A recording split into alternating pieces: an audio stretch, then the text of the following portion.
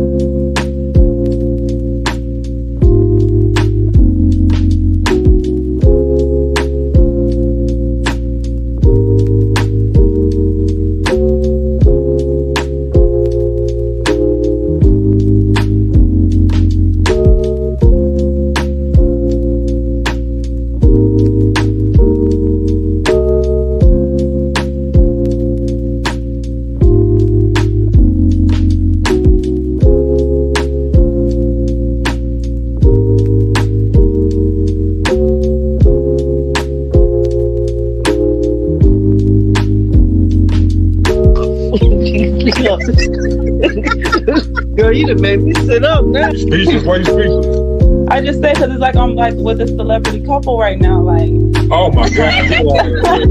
Yeah.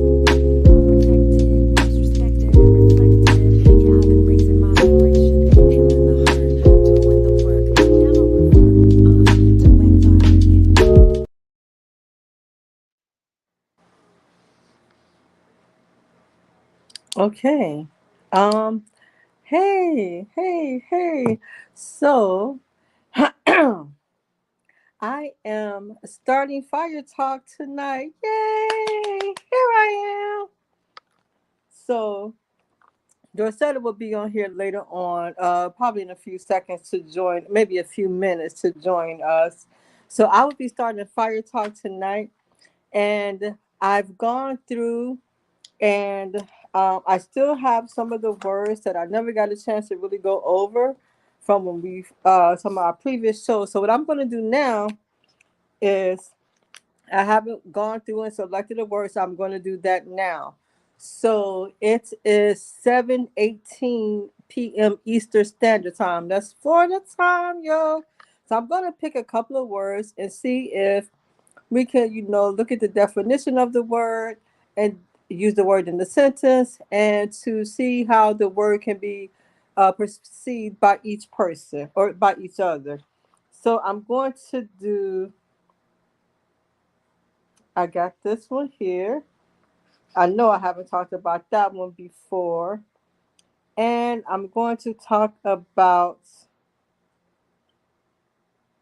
hmm, I got two words. So we'll see. Now I have my two words already selected here and here. And then I got some beads because hopefully I get a chance to make some jewelry while we're on here. And I know that we do the conversation. Used to see Cheetah. He is up on this screen though. See, that's why I said, let me open this up. Let me see if I can turn this around. I don't think I can. You better get down. He was up on that screen door at the top. So sometimes when we're on here, we do our conversation starters. But I remember that I also have the affirmation cards that I use that I like to look at too. I don't always post these or anything like that, but I do go through them. Me and my sister Kim, we got these affirmation cards. And this one says, "Today I am curious. Today I will open my mind and explore new possibilities and opportunities." Hey, Dorsetta, how are you? Yes, I can talk about a positive mental attitude to start. So, um, with that being said, talking about a positive mental attitude, um, with me, I look at each day that I am blessed to wake up as a birthday. Yes, my original birthday on my birth certificate may say November 21st, 1969, but each day that we are blessed to wake up is a birthday. Some of us have family and friends or know someone that may not have woken up today or may have lost someone. Life is short, you guys, and I am learning to not stress about tomorrow. I definitely can't change the past. I can grow and learn from the past, but I don't dwell on the past. I'm living for today. And another thing that I'm learning to do with having a more of a positive mindset is to not to continue to be a procrastinator. I hope I said that right. But being a well with me and the word that should be another word we're gonna use. We're gonna use procrastinate and see all the different ways that we look at that word and how that affects each one of us. But I'm going to continue to work on trying to not continue to put things off until tomorrow because tomorrow's not promised. Tomorrow's not promised. So, with that being said, you guys, let's be grateful and thankful for each moment that God blesses us to see. And whatever you do, just know that you are loved by your Creator unconditionally. And there's always, always, always something to be grateful for. And if He blessed you to wake up that day, you're here for a reason. We already know we're here for a reason. So, and if there's areas in something that we all need to improve in, which we do, don't let that hold you back. Don't think that God looks at you or loves you any less because He loves us, each and every last one of us, unconditionally. And He has forgiven our mistakes. And I'm learning to also thank Him for forgiving me and my sins, but also to forgive my own self. So that's one of the, wow, that's one of the words. I didn't even know I was going to talk about that right now. But yeah, so forgiveness, forgive and forgiveness is one of the words that I wanted to talk about today. So with that being said, I am so excited about being here on this Fire Talk episode. I'm excited because they said that first of all invited me to be a co-host when she first started this, and now I don't know what episode this is. This might be episode 8 or 9. I'm not for sure, and I'm getting a chance to start. Wow, I am so so grateful. What a blessing. See, we never know what doors God is going to open for us. So let's be pliable so He can continue to mold us into the people He created us to be and welcome all of His mercy, His blessings, His favor, because there's no limit to what He can do. So I don't know. Oh, Dorsetta said episode 10. Episode 10, 10. We should have confetti and stuff. Oh, hold on. Perfect. Hold on, you guys.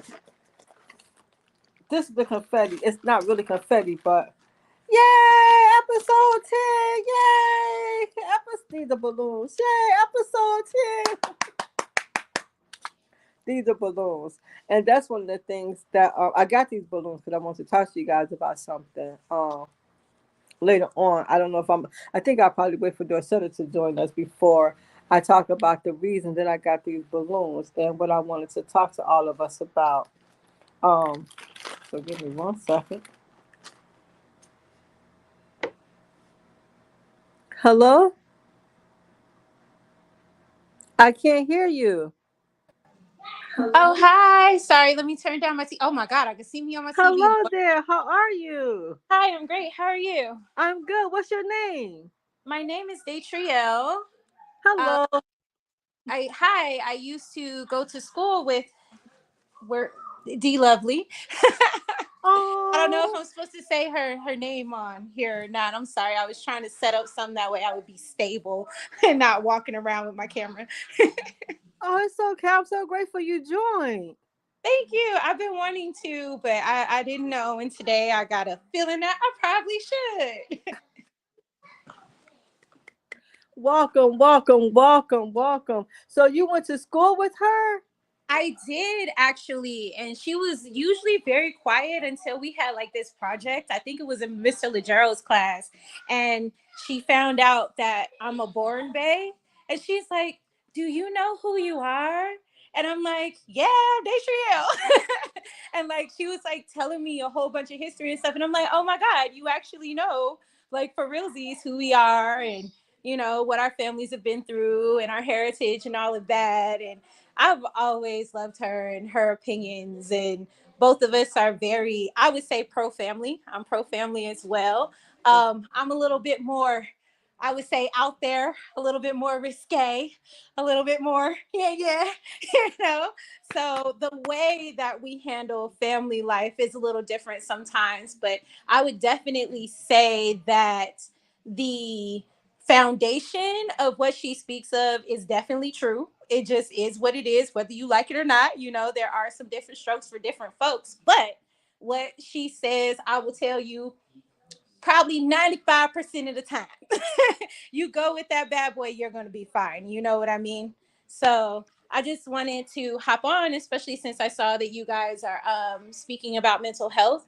I actually just got home with my daughter from getting her some shoes and like taking her to, from school and everything. But I saw that y'all were on mental health. I wasn't in the group earlier, but as someone who has had mental health problems her entire life, someone who used to be on medication and has been off for a couple of years, I Wow. can speak on all of those different things. I was diagnosed as bipolar when I was really young.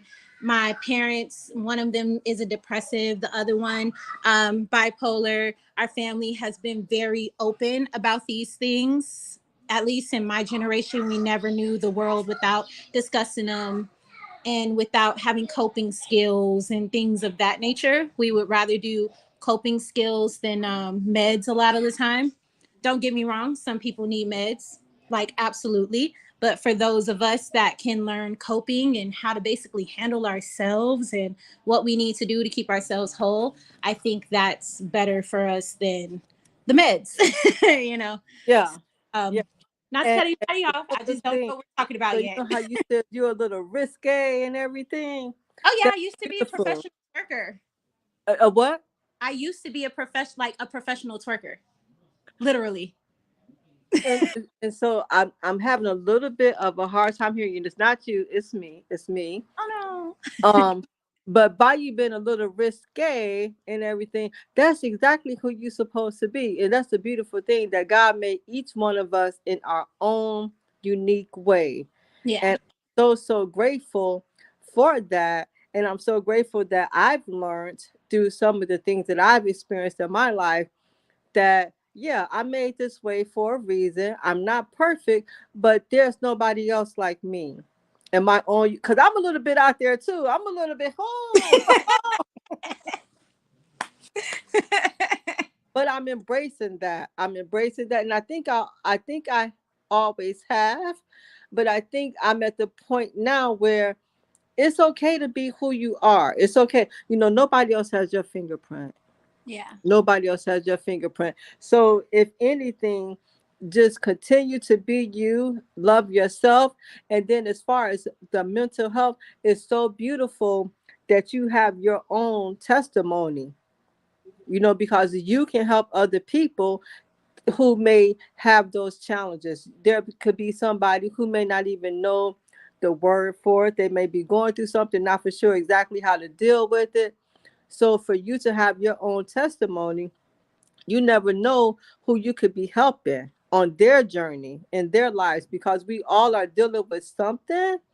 And that's why I'm so grateful that we have a platform to use to discuss topics that may not necessarily be talked about, and if they are talked about, we may not know how to get to those people or listen to those topics. So this is the chance for us to share and to maybe help somebody else, and then open up the doors for other people to maybe ask questions, give references and stuff, and share their stories and share their experiences. So I'm so grateful that you jumped in here like that with me today.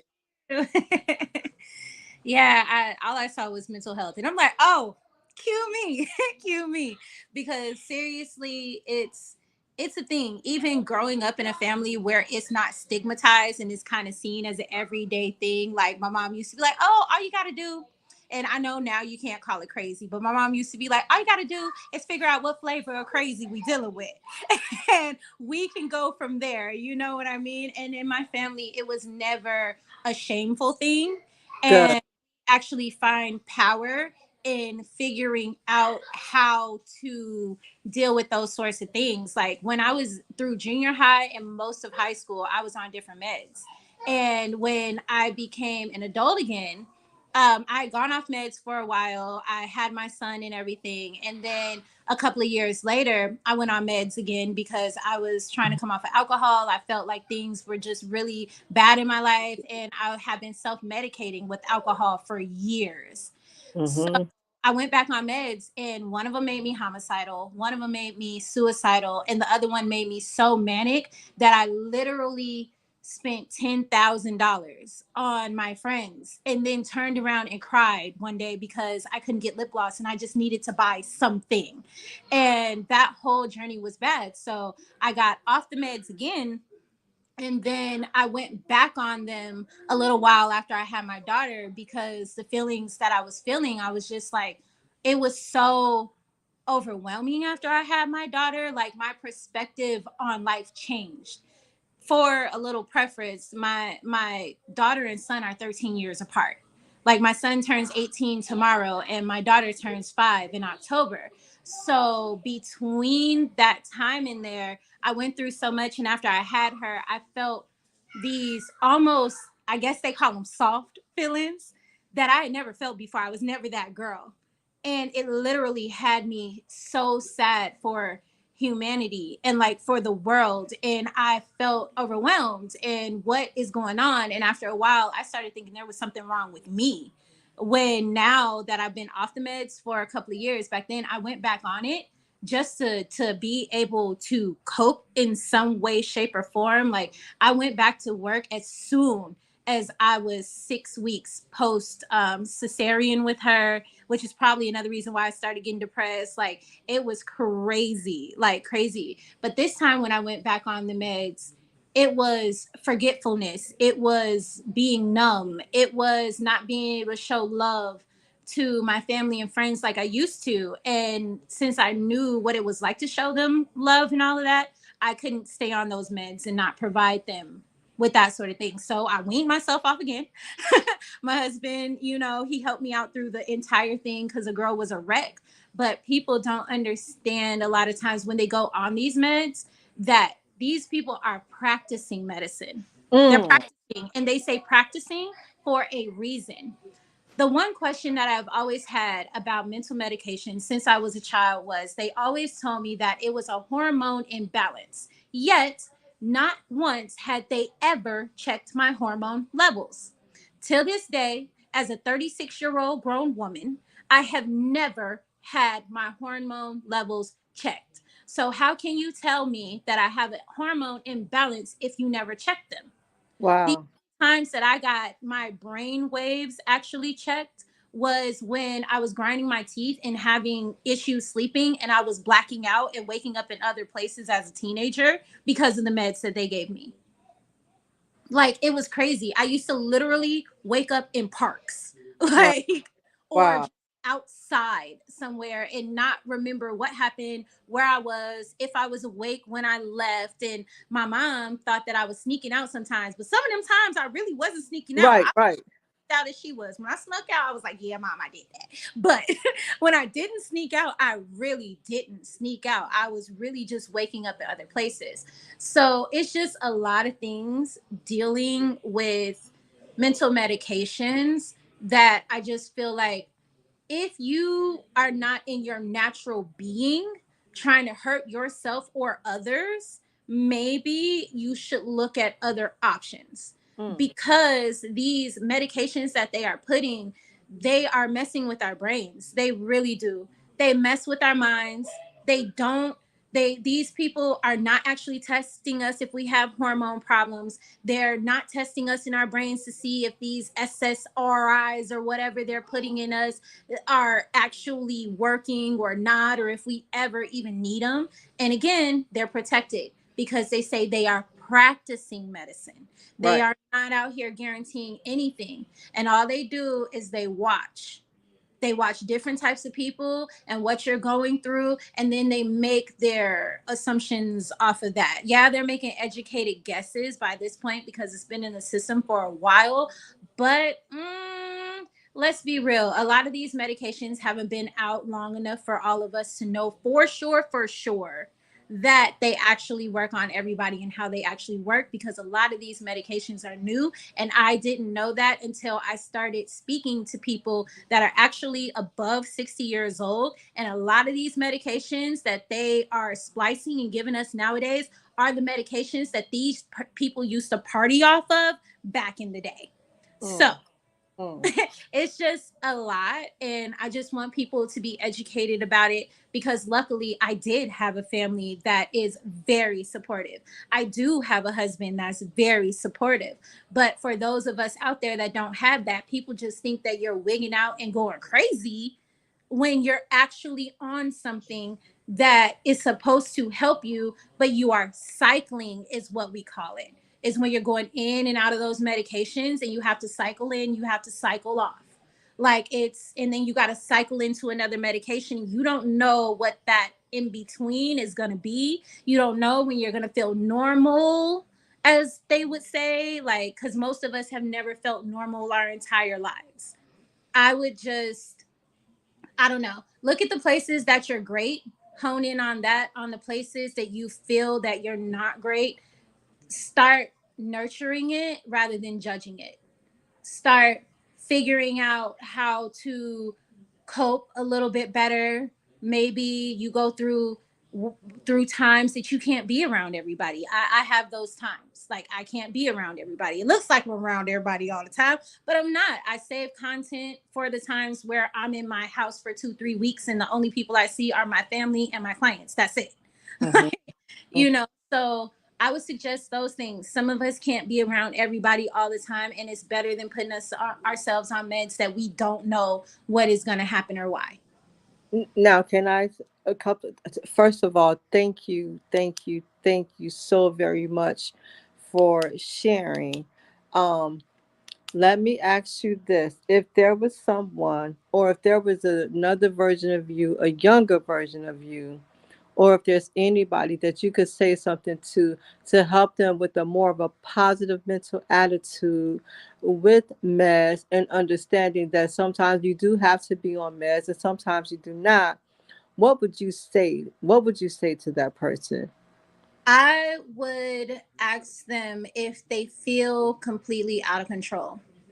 If you are not on meds and you are blacking out, you are overly aggressive, you can hurt yourself, you can hurt the people around you. If you are just losing your mind and spazzing out or feeling anxiety to the point where you're shaking in the morning, you're shaking in the afternoon, you're shaking at night, you have in a fear of going outside or going places that would be seen as irrational. If you are having irrational, I would say, issues, I would definitely try therapy. And then if the therapist is like, okay, you might want to try a psychologist, then go to the psychologist. But I would try therapy of some sort before going to a psychiatrist. Because once you go to a psychiatrist, you have to understand that they are there to basically sell you mental meds a lot of the times. Your therapist is the one who's going to talk to you about your situation. They're going to help you through, they're going to give you coping skills. Your psychiatrist is going to say, okay, here's a chart. You have these things going on. This is what we should probably prescribe you. I have never been to a psychiatrist who has told me, girl, you're at the point that you don't need meds, or girl, let's lower your dosage, or girl, let's do this, then the third. You know what I mean? In order to kind of shy away from meds. So what I would suggest is go to therapy first by yourself. And then if you have issues, like you need to work out with your family, your friends, this, that, and the third, ask if they will come with you to Mm, therapy. If mhm. those things do not work and you feel on your insides and mentally unstable, by all means, please do get psych meds, because some of them do work for some people. You know what I mean? And when you are extreme, you got to go to extreme measures. You might need to get on the meds and then cycle off later. But from my experience and the experience that I've seen through the generations of my family, I also noticed that some of the wildest and craziest kids in our family, I can't even call them kids no more because they all super grown and older than me. By the time that they hit like 45, 50, they don't even need meds no more. It's something about getting wiser, more elderly, something in your spirit that calms you down. And most of my family ain't even on psych meds by the time that they hit 50. Whereas, a lot of us have been on psych meds since we were children, even like my parents and stuff. So I would definitely say, if you're out of control, if your family is trying to have interventions and you can't see their love, because sometimes that's another thing. As a depressive, sometimes you literally can't see their love. You can't feel their love. You think everyone is against you. If everyone in your world is begging, begging for your greatness and you can't feel it, at least hear their words and try. Don't have too much pride to not try. You know what I mean? At least try.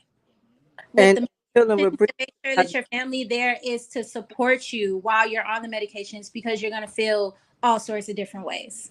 And Yeah. yes, it's an opinion, not medical advice. I am not a doctor. I'm speaking from my own experience and what I have seen out of a plethora of friends and most of my family, people who are born 19 like 68 and on, a lot of them. So And know thank this. you for and I appreciate that so much. And then Children with Breeze, thank you so much for the disclaimer that this is not medical advice. This is our opinions. And she was so gracious to share her experience and share her opinions with us. And we are truly, truly grateful. Now, as far as having a positive mental attitude, what would you say today as far as having a positive mental attitude, how you looking at things? I would say find things that you love and do it. Like, Yeah. period. At the end of the day, we're all human. Yeah, everybody's about getting their coin. Everybody is about, having a little clout or whatever. But what makes your soul actually sing? And whether it's a hobby or you're making money off of it or you just do it for your own private whatever, make sure that you do that. Make sure that you're around places and involving yourself in things that edify you, that build your confidence, that make you feel positive feelings. And in those times that you can't feel those positive feelings, because some of us, we just don't, you have to find something in your world that makes you happier, that is not things that will hurt you. Because Amen. a lot of us, we lean into things that may not be the best for us, Amen. for really temporary fix for problems that go on for a little while. So for me personally, looking back to what made me happy as a kid, a lot of things that made us happy as a kid: dancing, singing, acting, hair, games, running, jumping, playing, spinning around in circles. Double Hell, like dutch. yes, double dutch. So nothing make me happier than when you could jump into a double dutch, you know? Mhm. If you Mhm. like to do some cartwheels, find you a field as a grown person to do some cartwheels in. Go get grounded. Find different activities, different groups. Just don't be alone with your own thoughts that could or could not be lying. Don't completely isolate yourself that way. I know that I said earlier, sometimes you can't be around big groups, but again, that's where this smaller support system comes in. If you have even one or two family members or friends that are there for you, or you can find a support group if you don't have anybody that can be there for you, so you're not constantly on your own with these thoughts that are telling you things about people, places, and events that might not be true. You'll find your way back out of your depression. You will find your way back out. It may last for a minute. Goals always help me out. Goals make other people feel pressured sometimes, but I'm a goal girly. For those who have, I'm an entrepreneur, just to let y'all know. Those who have like a steady, sometimes I don't know, throw yourself into that if you like it, but you have to have a beacon, a light, something like that to look at and look forward to. If it's that one trip with your cousin a year, you know what I mean? If it's, oh, I get to see my granny every other weekend, I got to be here. You know what I mean? If it's, I love my puppies. I have friends who be so depressed and be like, girl, I'm still here because my dog. You know what I mean? Mhm. So sometimes we don't always have that confidence, you know but we have to get there, and we have to have those little speckles of light, that little glimpse of hope, and remember that as long as you have breath in your body, you have another chance to make every single moment better than the last. And Just remember that and hold on to it. yes, and I'm so grateful you said that, because it's like I said, as long as God bless us to wake up, that's the start right there. There's always something to be grateful for.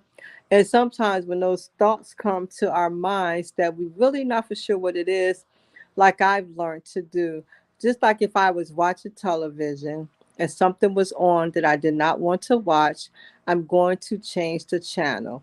The same thing with the thoughts that come across my mind. If it's not something that is of God or pleases me or uplifts me or makes me feel better, I'm getting rid of it. I'm not gonna let it just continue to play on and dwell in my mind. So I appreciate you for sharing. I hope you come back and join us one day. Hey, I'm glad I caught y'all. I came in, I was like, oh, Always on welcome TV. here. Let me show you on my TV. She on my big screen too, y'all. Look at her.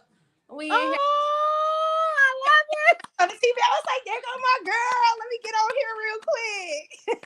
Oh, that's so cool. Thank you for joining, Datriel. I was definitely listening to a lot of things you said, and you touched a lot of different things.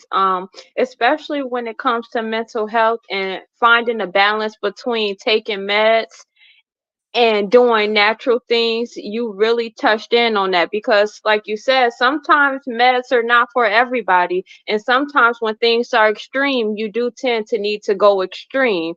And so, to add on to what you said, meditation, um stuff like sage, eliminating the bad energy around you, meditating, exercising. I think you spoke on that. Dancing, dancing and music is very helpful and can play a huge role, which is why you also have to pay attention to the music you are listening to. Um, because we can't you when we feel down, we listen to down music, and don't it make you feel better, but sometimes don't it make you like sink more into it, like It I'm do. sad, so I'm gonna listen to a sad song. So definitely just a lot of the things you said were you touched on a lot of things. Thank you for sharing that. Thank you. Are you gonna stay on with us, or are you gonna go off? I could stay on or go off, whatever y'all want me to do. I don't know if somebody waiting. I don't want to take up nobody's hand. Oh no. So it's like this is I wanted to keep it like an open panel, open discussion. So where there's multiple people on the panel, you can mute yourself when you don't have anything to say. When you do have something to say, then just go ahead and chime in once whoever's speaking is done. Sure. I'm with it. Okay, cool. And so, I do think that when it comes to having a positive mental attitude, like I said, your mindset plays a huge part in keeping your mental attitude positive. I know on one of the episodes we were talking about healing yourself with your mind. It kind of worked like the placebo effect. Mhm. Like when you let's because not everyone knows what the placebo effect is, and I just since we talk about words and their meanings, we want to go into the correct definition, not just me explaining it because I might be a little bit off. Mom, do you know what the placebo effect is? For the definition. So you saying no, huh? I did that real smooth, didn't I? Come on. You did that smooth. You did. What about you, Datria? It's basically when you use something to basically trick your mind into making something happen or feel. So basically, in medical science, like sort of things, they will give half of the people in their study the real medication, and on the other half, they will give them a placebo, like a sugar pill. And people who actually believe that they're taking the medication, even though they're not taking the medication, usually end up healthier. So basically, if you're a manifestation girly, it's a thoughts become things sort of thing. If you're about the Bible, it's you send up a prayer, a blessing comes down. It's very what you believe you conceive, and what you conceive will be right here in front of you, kind of like birth sort of thing. So that is what the placebo effect is. So it's definitely a mental thing, because I mean it's sugar pills. Why would it work? But because your mental is so much better, your body becomes better too, because your cells are connected to your body. Everything, words, all of that. That's why they say speak positivity over your life and over others. Make sure you stay up on your prayers, your affirmations, all of that. Because Right, right. become things. Definitely. Back to my affirmation. I don't know if you guys had a chance to hear this from the beginning, but it says, "Today I am curious. Today I will open my mind and explore new possibilities and I opportunities." love that. Mhm. I love That's that. a good one. That's a That good one. Thanks for reading that, Mom. And so, Google's the placebo effect is when a person's health improves after taking an active substance or intervention that looks and is given the same way as a drug or treatment being tested. The word placebo comes from Latin and means "I shall please." Placebos can be sugar pills, saline injections, or therapeutic rituals. They can work because of the person's belief in the treatment, their expectation of feeling better, the characteristics of the placebo, their attitude, and their relationship with the doctor. For example, if a person is told that a pill will help them relax and sleep, their brain might stop producing stress hormones and release endorphins. Hi, pretty girl. Hi, princess. And so, that makes me think about when I had a toothache. Like, I'm not big on medicine, but when it comes to a toothache, it's just something I have not been able to go the natural route. It's not working as fast as I needed to. Are So, they that's one of the times when I would take a Tylenol. How about when I take the Tylenol, it start working right? It feels like it starts working right away. And I'm like, I know this didn't start working right away, but it's your mind knowing that this Tylenol is about to make me feel better. You already know the outcome, you already know what to expect. It tells you what it's going to do, and it all plays a part in your head, and it does it. That's what it does. That's what it do. And so that is the placebo effect. So that's why when I spoke on healing yourself with your mind, staying positive, having a positive mental attitude. If you have some type of it, can you heal yourself with your mind and you have cancer?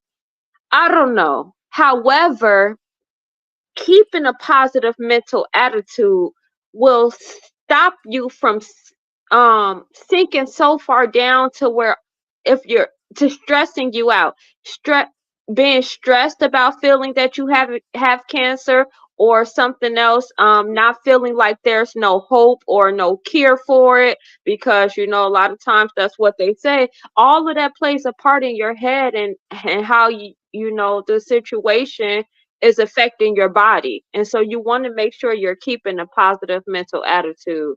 And so I like how you guys went into that. You know, that wasn't a planned conversation. So it's kind of good that we touched on that, because there are a lot of people that, you know, deal with mental health issues. And me, I have, after having this fifth child, my anxiety is through the roof. I mean, like through the roof. And so some things that have helped me were talking to my mother. So that's that point, that part you said, you know, it's about the support you have around you and the people you have around you, hearing certain things. Meditating, as well as some things that you can that worked for me was magnesium. So if your magnesium levels are low, that could play a part in your anxiety and your stress level. So magnesium was something easy and natural to look into, that had a effect right away from what I feel like. Or was it the placebo effect? I don't know, but either way it go, It it did help. know that because when the vid popped up, a girl like me was like, "Oh, let me get that magnesium and that vitamin D real quick." Guess what?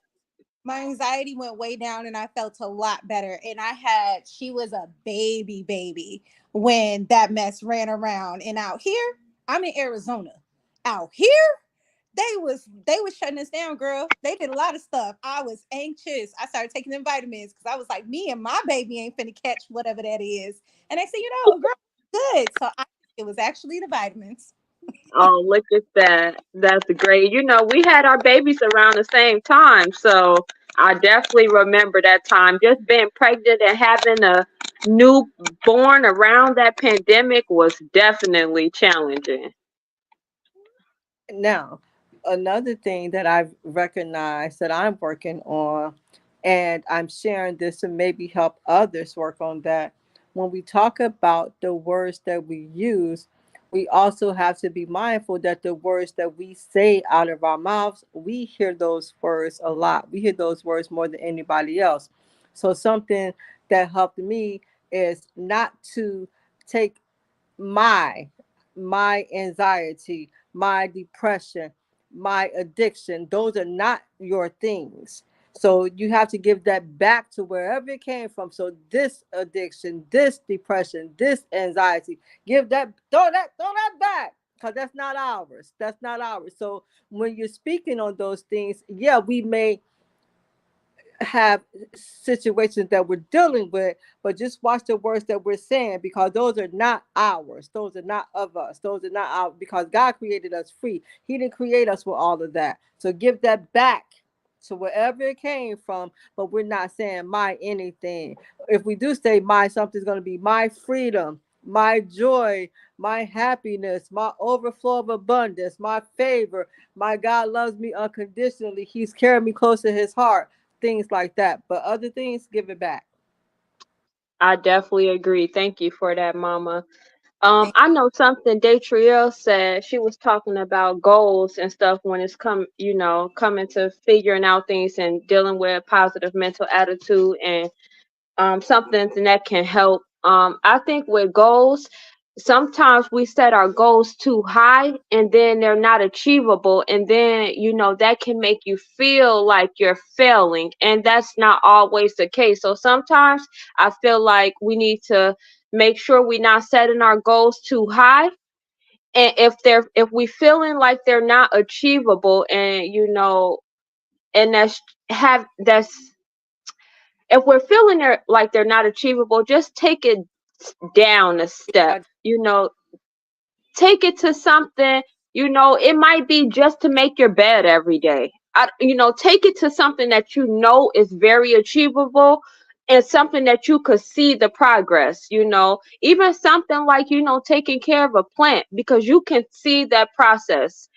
Something that's working out, you could see the process. Things where you could see the process and measure the outcome, or easier goals to take on, just to uplift you and help you feel good, so you can achieve those bigger goals. And just because you don't finish something or don't achieve something, don't mean it's over. Sometimes you just might need a break, just a little reset. I tell people all the time that success is accumulative. And honestly, you want to set those high goals, but know that that's your highest goal. All the ranks you got to go through between there, you need to celebrate, you need to love on yourself, and you need to show yourself grace. And also realize that a lot of times when we set goals and we're trying to get to them, we're also learning on the way. So I tell people, yeah, have that goal, but sometimes that year goal might become a 2 3 year goal.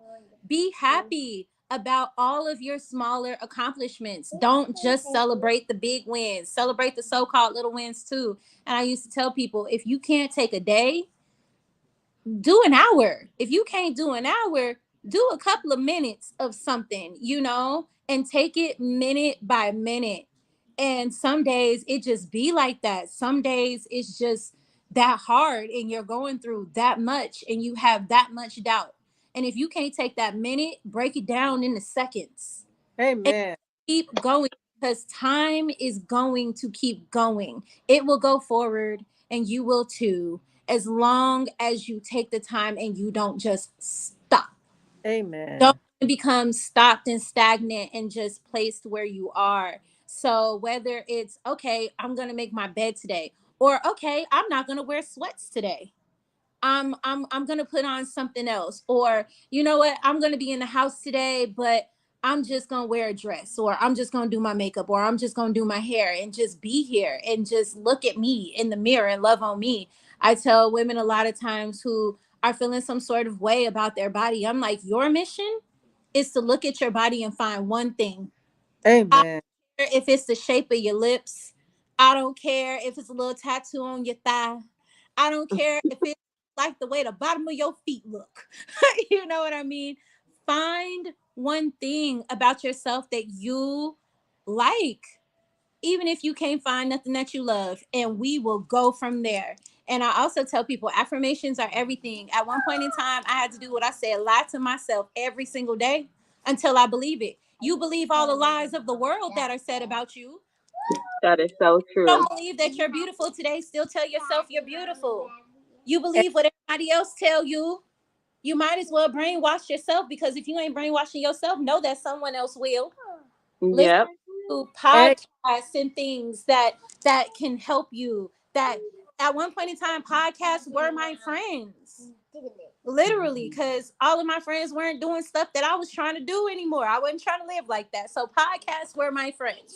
They were my mentors.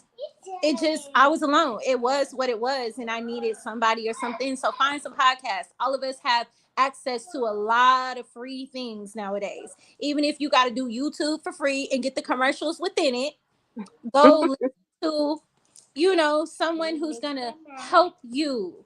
Follow them on their social medias. The main ones be posting stuff every single day. And if you gotta block everybody and just have people that you don't know as affirmations all day on your stuff, do it. I promise you, of all the people in the world, you gonna find your people, because we are connected to everybody through the internet now. You'll find them. Like you That just gotta go find and fight for your happiness. Yes, my love. that is so true. Thanks for sharing that. just like Juan, you had something to say? Yes, just like she said, we believe things that other people say. We trust other people. We try to please other people. Then why not? What I'm choosing to do is trust my creator, because, like I said, nobody else has my fingerprint. And I am made, I know that we each have something, and it's not just one thing. We have multiple things that make us unique and make us different. So look at yourself and be grateful, because first of all, God made you in his own image. So that means, and he said, you are a masterpiece, y'all. We are masterpieces in his eyes. And if he's the creator, I'm going with what he says. I'm not worried about nobody else. No, see, I've changed that. That whole mindset has changed. I'm not like, I don't worry about that anymore. And I don't know if I've ever really been too worried about that. But I'm just looking at things a little bit differently now. Like I said, my mind is alert, my heart is receptive. I would never, ever be the same. And I'm so grateful for that. And when you look at it, if we all have our very own fingerprint, that's for a reason. We're not supposed to look like nobody else. We're not supposed to be built like nobody else. We're supposed to be made exactly how we are. Even a twin wouldn't have your same identical fingerprint. That's how much, that's how special each one of us are, that we have our very own fingerprint, nobody else. I mean, come on now, a fingerprint, come on now. Yeah, love yourself. Love yourself the way God loves you. And He loves you unconditionally, each and every last one of us. Thank you for that, Mom. Thank you. I definitely agree with everything you said. And I know something for me, it's a little bit challenging for me to with affirmations. I don't know if it's just because my mind is always everywhere. I never take that moment to affirm things and go through affirmations, which I need to do more of. I know something that someone has told me that they done was record their affirmations. You know, they'll get a background music, they'll record their affirmations on their phone, and then they'll play them back and listen to it so they can hear their own voice. So even though while they might not be saying it, you know, I could, my mind might be everywhere, but since I like to listen to music or I like to listen to podcasts, I could play the affirmations that I pre-recorded, and I'm still, you know, having them play in my head and probably going to start singing or speaking along with them. But that's just something that I said that I was going to do to help me out. Some people actually write them down on the mirror. um so it could be the first thing that they see in the morning. Some people write them on the refrigerator since they have to go in the refrigerator quite often. Some people write them somewhere in their car since they're in the car, and you know, so affirmations are definitely something that I'm pretty sure can be beneficial to us all. Yes, mother. One more thing. Guess what your auntie does? What does she do? You'll never guess in a million years. Is it um uh talking about affirmations? And a little bit deeper. She writes herself a love letter. Isn't that so sweet? She writes herself a love letter. Oh, That's cool. That's and like cool. something simple as Kimberly, I'm so proud of you. I love you so much, Kimberly. I really thought that was so. That's cool. Writing things down to be able to have the mentality to think it, to feel it, and to write it down is just like triple time manifestation. I remember before I got this house, for homeschool, we did a vision board. In the vision board, on the vision board, I had put several things. I put like, you know, SUV because our family was getting bigger. I put a house because we needed a house because our family was getting bigger. But you know, and we wrote letters to ourselves a year from now, from that time. And so, like my children, like Rias was like, I'm gonna have 1,000 subscribers, and or no, it was more like, yes, you did it. You got 1,000 subscribers. Your channel it looks like this. You have this many videos, and so we wrote a letter to ourselves, um, as if we wrote a letter to ourselves to in the future. And so when we opened those letters later, it was so cool to see because a lot of those things happened. We did get an SUV, we did get a house. And actually, let me show y'all real quick my 1 second. I'm making jewelry.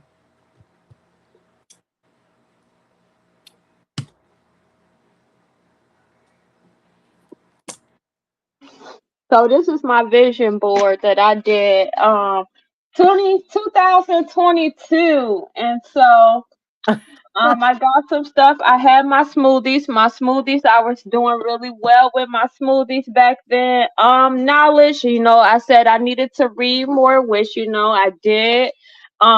Sea moss, just health. And where is my one that I see all the time? That is it not on this one? Oh, a new weekly podcast. And so when I tell you guys, like I have, you know, I make sure I join so many different podcasts, and now, you know, with trying to create my own as well, that was something so cool. Like, you know, just to be able to feel like you want something or envision something, to be able to write it down and to be able to look at it all the time and then watch it come to life in real life, that's cool. And we can do that with so many different things. You know, it don't even have to be like this was for the next 2 years. It could be a vision board just for this week. You know, it could be just for the day. It could be just for the month. So I do think I love vision boards. And even if it's not a vision board, just writing it down, making a list. Make a list. And when you see that you could check something off the list, that makes you feel good, right? Even if it's only one thing or all of it. So, and that also goes for, you know, not making your list too big because you don't want to feel like it's just too much. Start small if you need to, and then work your way to where you need to be. I appreciate that. Yes, ma'am.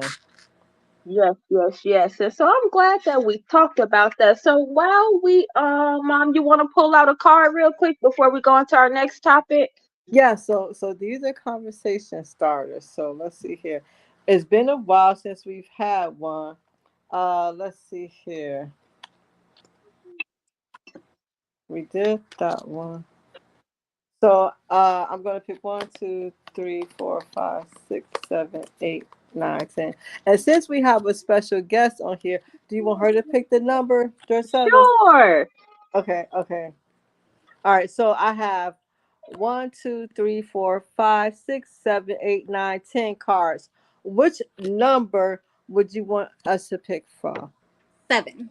7. 1, 2, 3, 4, 5, 6, 7. So 7 says, "What is your least favorite house chore to do?"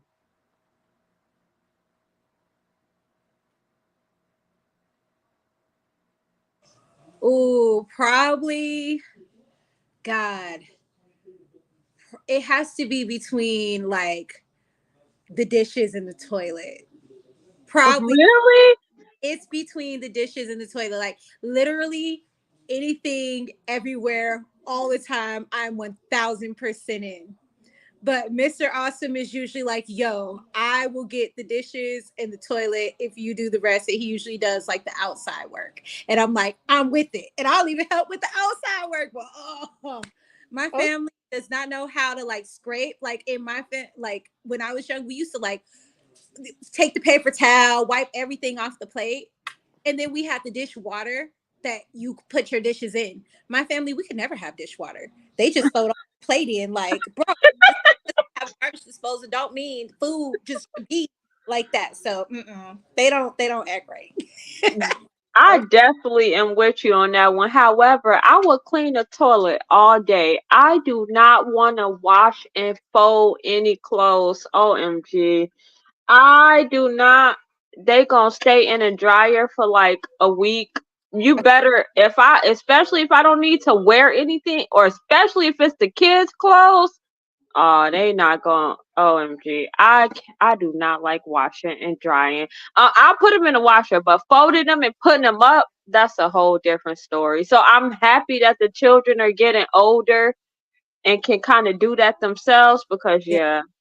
I took over Wow. the laundry because it ended up all over the house. Like I do pretty much everyone's laundry except for Joshua's because I'm like, boy, he's 18 tomorrow. I'm like, bro, do your laundry. I'm like, my husband, he go out there, he works so doggone hard. I'm about to hang up all 22 of these shirts.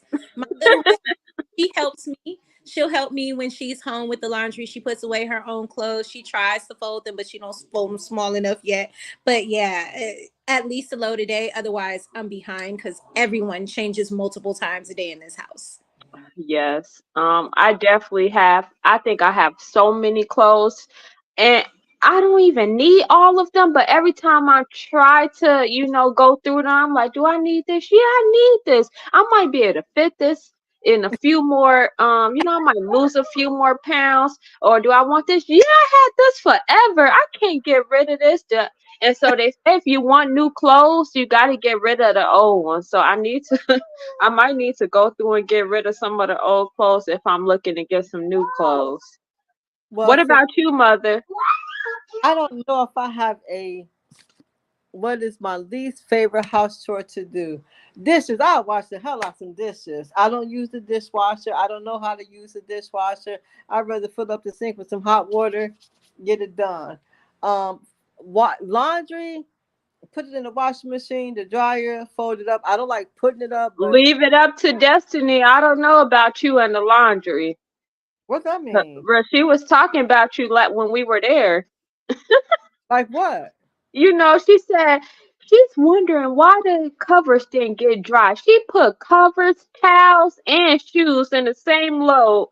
Well, first of all, towels and covers can go together. Shoes, Yeah, they might have needed a quick dry, so I threw them in there.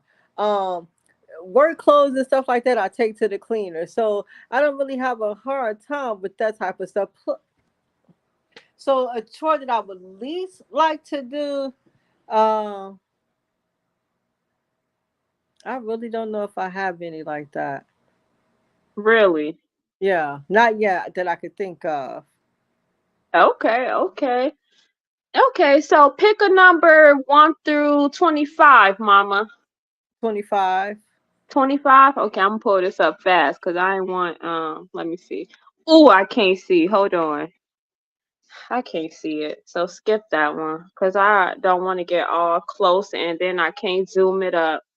Okay, well let's do one more of your conversation starters before we Okay, do my pudding. okay. 1, 2, 3, 4, 5. How many cards you want me to pick?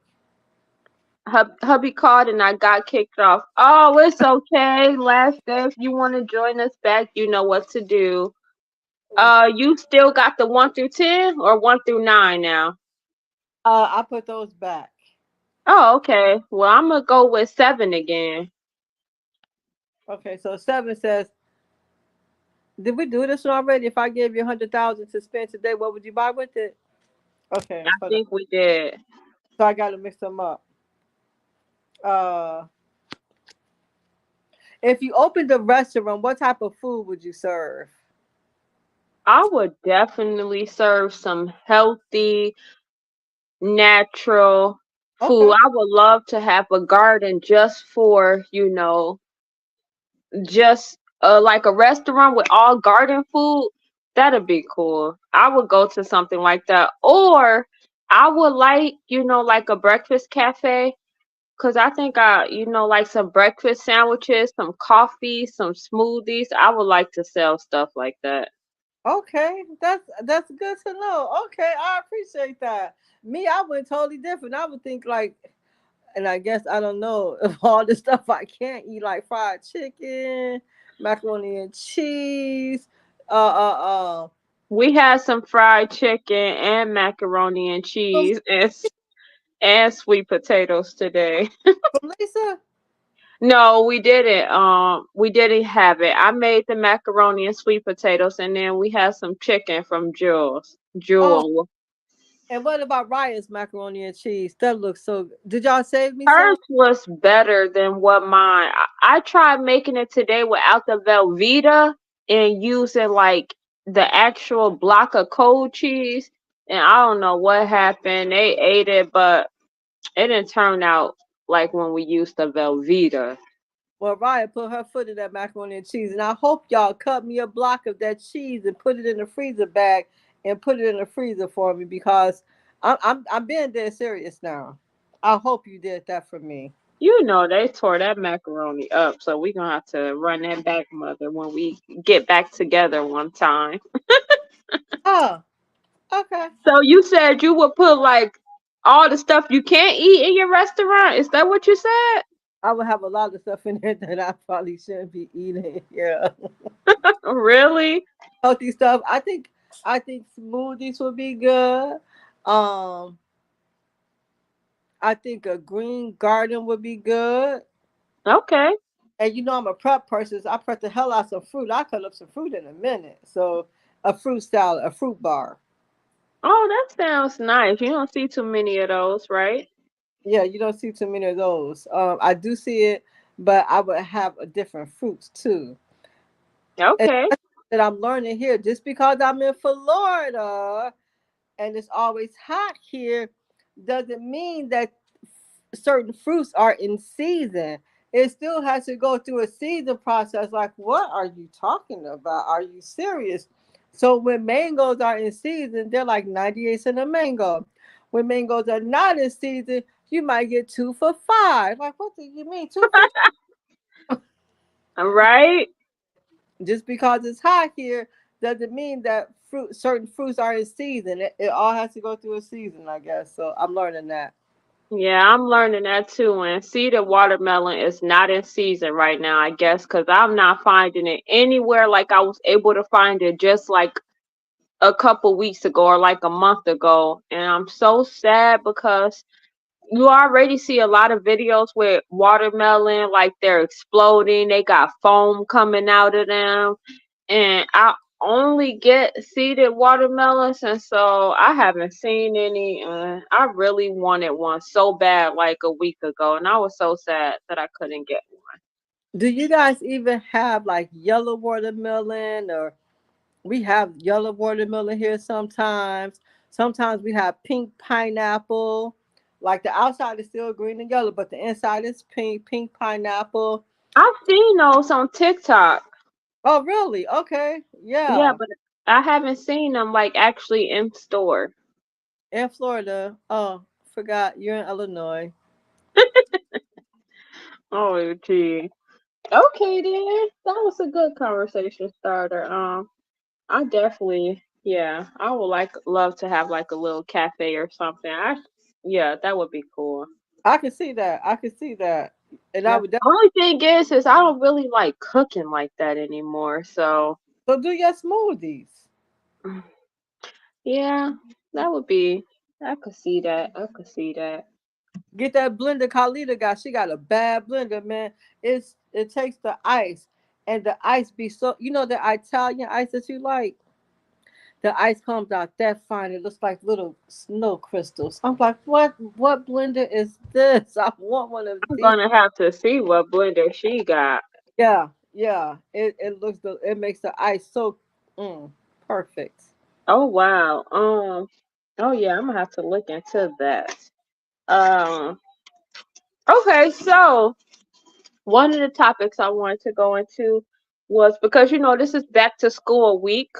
And so, of course, with the age of social media now, or just, how social media, are we able to share our children's first day of school, the pictures and stuff with social media? So, you got the grandmas in different states, family in different states who get to see, you want everyone to get a chance. And, social media is good for that. Like you're able to share things, even though you could send a person like a message or something.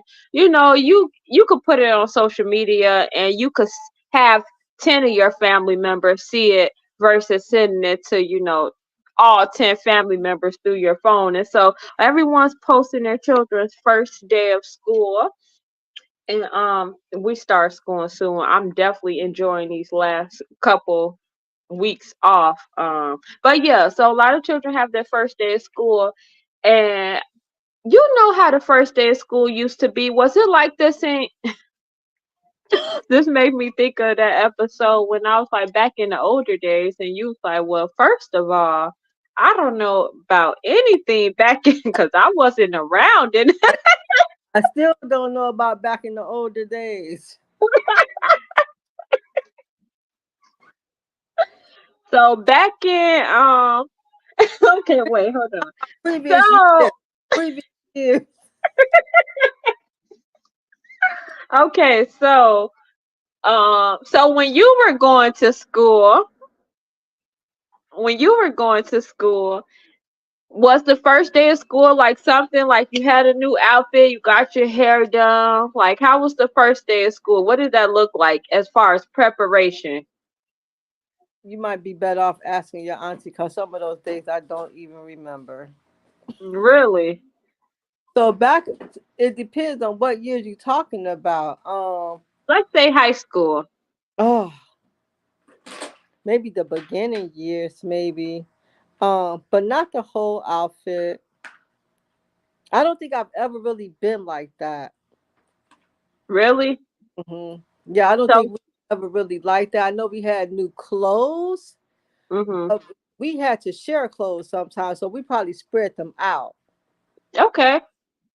I don't know if we would have worn them all that first week or two, because then we would have been out. So by us having to share clothes, I don't remember us wearing everything that first week or anything like that. I don't think that was us, but I can't speak for Kim and Vaughn. I can only speak for myself, and I don't really remember it like that. Did you get like a new hairstyle or Not that I remember. My paint your nails? oh, I always did that. I always did that. I don't know if I did anything specifically for a new school year though. I can't say that for sure. Okay. I think for what I remember, like I remember us getting new clothes, Did and I might have, you might, gave me a new hairstyle or just did my hair. yeah, did your hair. Yeah. And that's a, new backpack and maybe a pair of shoes or a couple pair of shoes, right? Hmm. That's from what I remember. And it was the base of it was new school supplies. School supply. Like, right.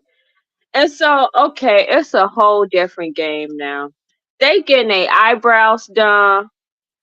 Like, it was a question, like, should I take my child to get their eyebrows done? People were saying, like, yeah, because, kids don't be wanting to have no bushy eyebrows and stuff like that. So, yeah, I think that, they were saying that even at a certain age, it's okay to go get your eyebrows done. I never, if you had bushy eyebrows, you had bushy eyebrows. We weren't really, I don't think, getting them arched or anything. They were what they are. What they were. Well, What about back in y'all days, I can say that eyebrows and things like that. I don't know if, especially for high school, because to get your eyebrows arched or something like that, that was for more of a mature thing to do. I don't know if, yeah. See that's the whole thing. We look at things differently now, but you have to look at who's saying that these things are okay. Not saying that they're necessarily wrong, but who is saying that this is okay? And I think one person may do it, or a couple of people may do it. Then a lot of people jump on the bandwagon. Um, but I think that if we stop to think to say, well, who's saying these things are okay, we always have to remember our household is our household. And just because other people are doing things don't mean you necessarily have to be behind them doing it. And remember back in the day when people did want to be followers, like I'm not a follower, like, but now we're you? following all of this type of stuff, following behind other people. And, you know, Now we are very much a trendy, following trends type of generation. Definitely follow, like I think I said on another episode, like I remember they had like a cinnamon challenge. Like it was putting a bunch of cinnamon on a spoon and putting it in your mouth, and people were choking, coughing, spitting it all up. Like why would what is the point? yeah, And then we record ourselves and put it, and yeah, so stuff like that does get. And there's one where teenagers were standing up against the wall and pushing each other's right here and get into the wall until they passed out. see and who wants to even participate in something. See that's and what I think that even though they knew it was wrong, it was just the fact if you seeing everyone else doing it that I'm. made you feel like, well, let me do it too. Do. So now you're a follower. You don't have the ability to see. That's the thing. We have to remember that we're all made different. We don't have to be doing everything because other people are doing it. That's the whole thing. That's the whole. Mm, mm. Right. Felicia Robinson says social media says it is. And I think I'm not sure exactly what, but I think she's talking about just it's okay to be followers, maybe that's what she's talking about. Says social media says it is. Um and so yeah, like it was a post going around today that was saying like, why are we let so many of our daughters wear like mini skirts? Like when I was in school, you had your skirt or shorts had to go past your fingertips. That was a Like rule too. You said what? That was the rule about the school too. The school had a dress code. They had a dress code. Now, I don't think it's a lot of schools don't have dress codes or they're not being followed. I've seen so many short skirts. I've seen so many children that don't even look their age. And so it might not even be that they have on anything grown or anything like that. It's just the fact if you might have like a seventh grader with arch eyebrows, with their nails done, with a matching skirt, matching purse, matching, like that's you didn't really see that too much with children. So now they have this saying where Gen Z, that's basically like Jamari and Raya's generation and stuff. Are they Gen Z? Or I don't know if that's Destiny's generation. Anyway, the generation younger than I am, they saying that they're aging like milk. They say our generation age like fine wine, meaning we might be older, but we don't look our age. We look younger than our age. And then they're saying this new generation is aging like milk.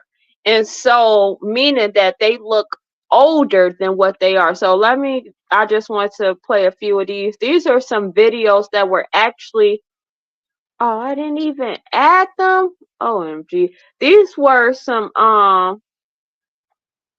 videos that were actually like on TikTok, and people asking how old they look.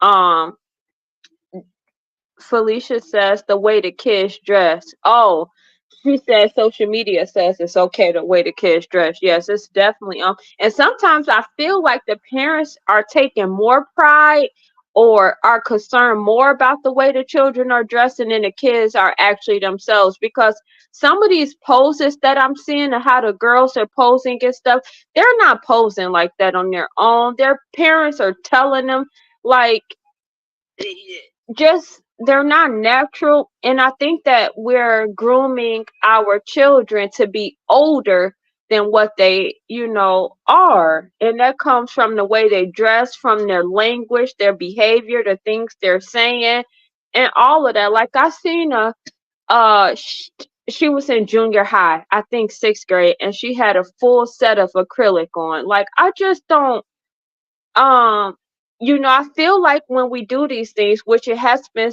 which the statistics have shown, that these things are distractions for the children in school to care so much about the way they look, where they're not really focusing on much other things like their work, for their school supplies. Like, they're paying more attention to their clothes and fashion, which, some people like fashion. I get it.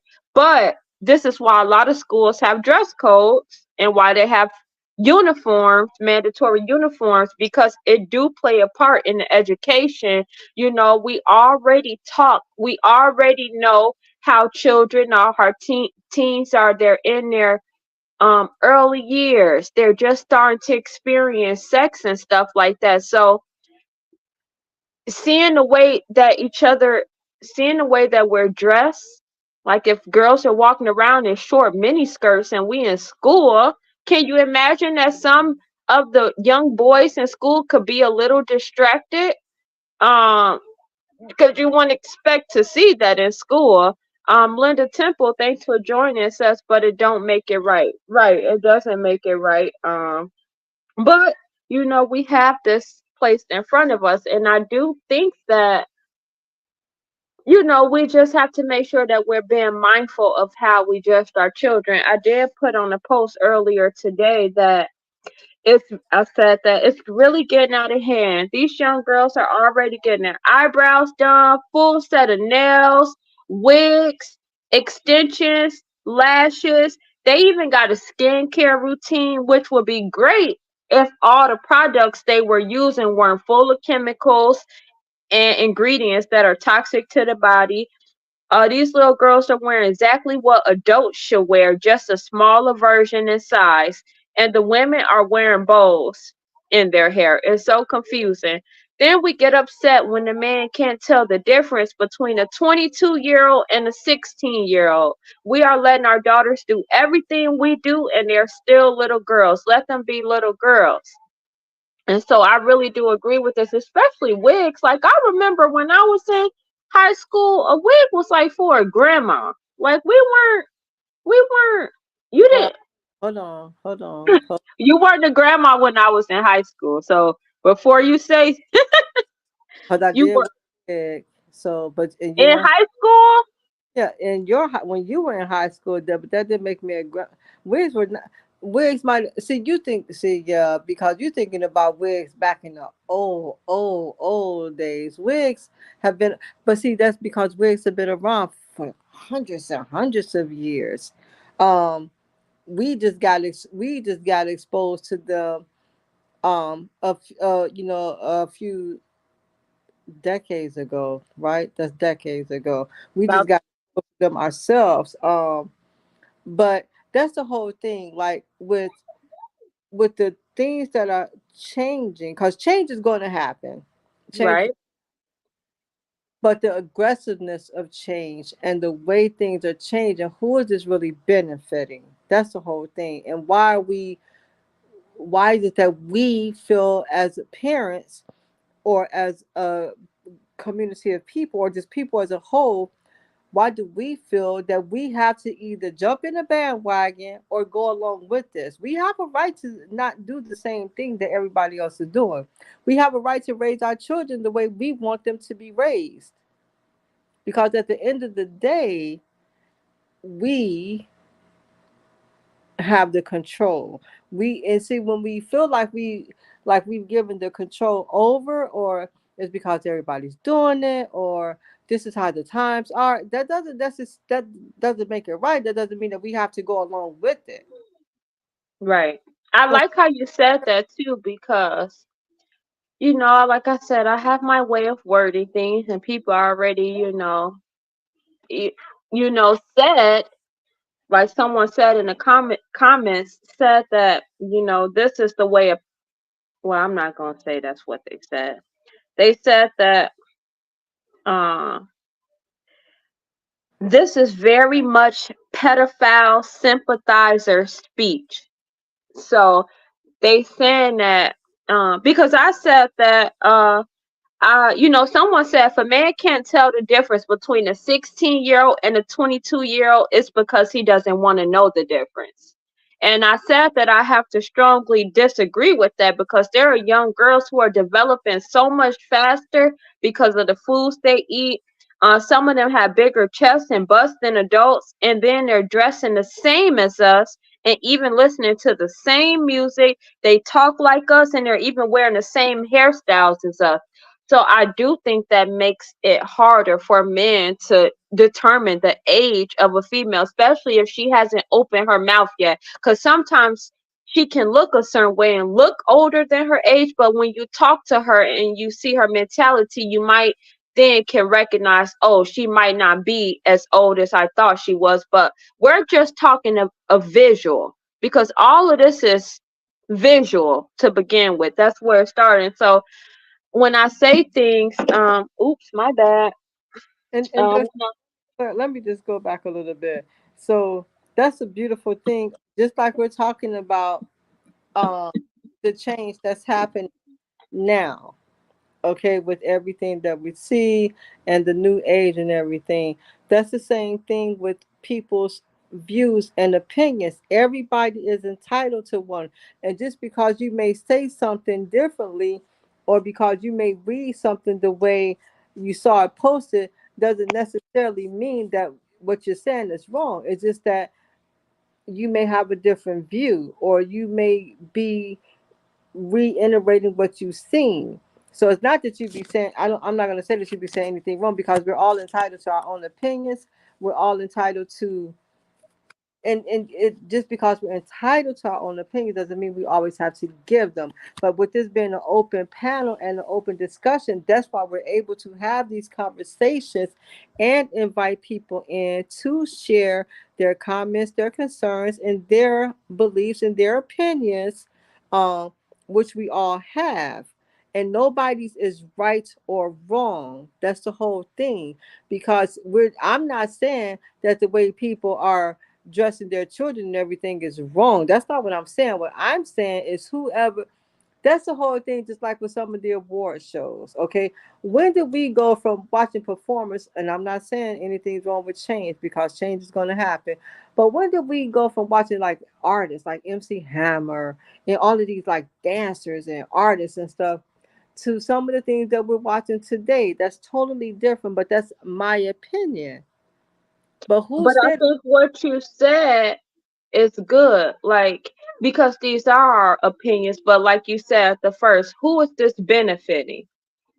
who is As it been? far as so I think what I was going to say is, don't look at what I'm saying and like find as a trigger, like, oh, well, she's saying this wrong.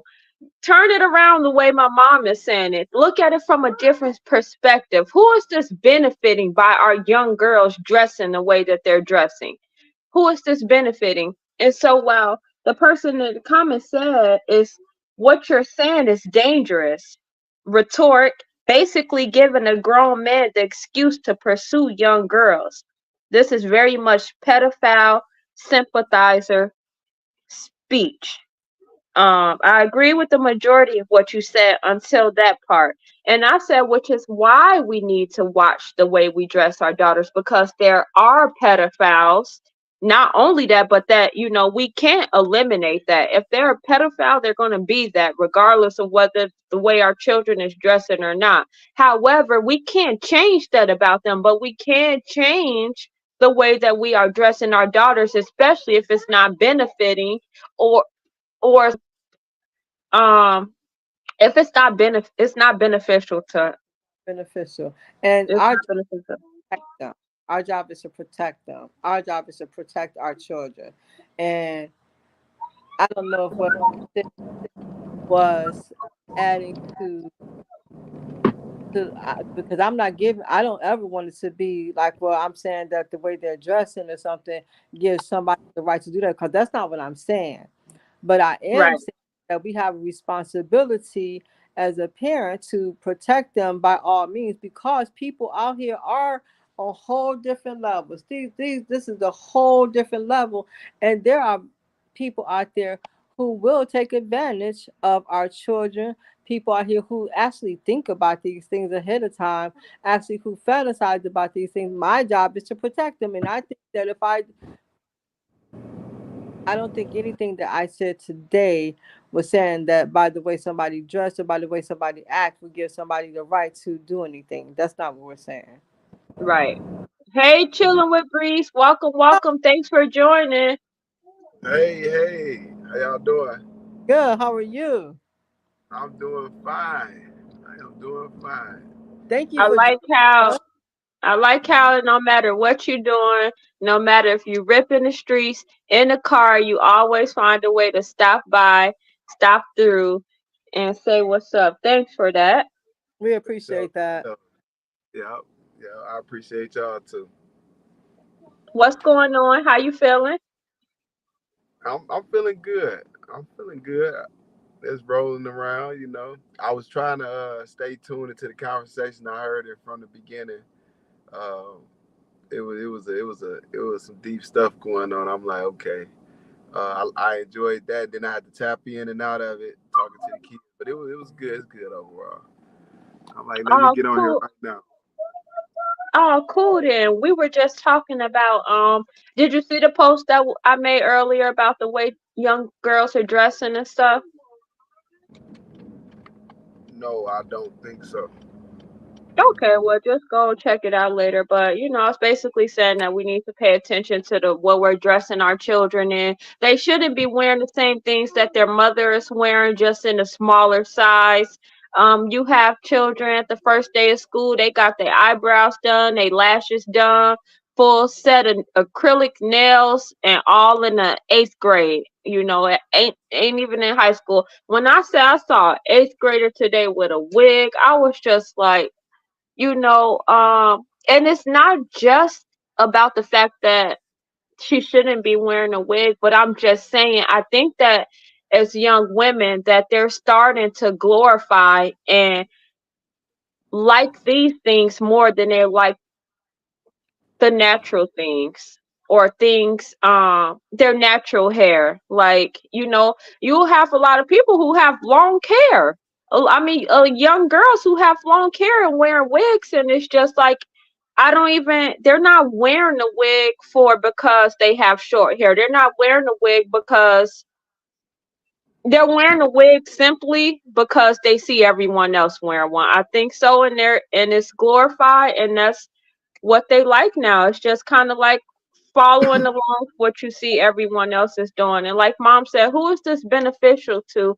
And one, just with the maintenance of a wig. Like, this is not good for your hair, especially if you're doing this all the time. So it's not just about the fact that you have older people wearing wigs, but it's the fact that they're young.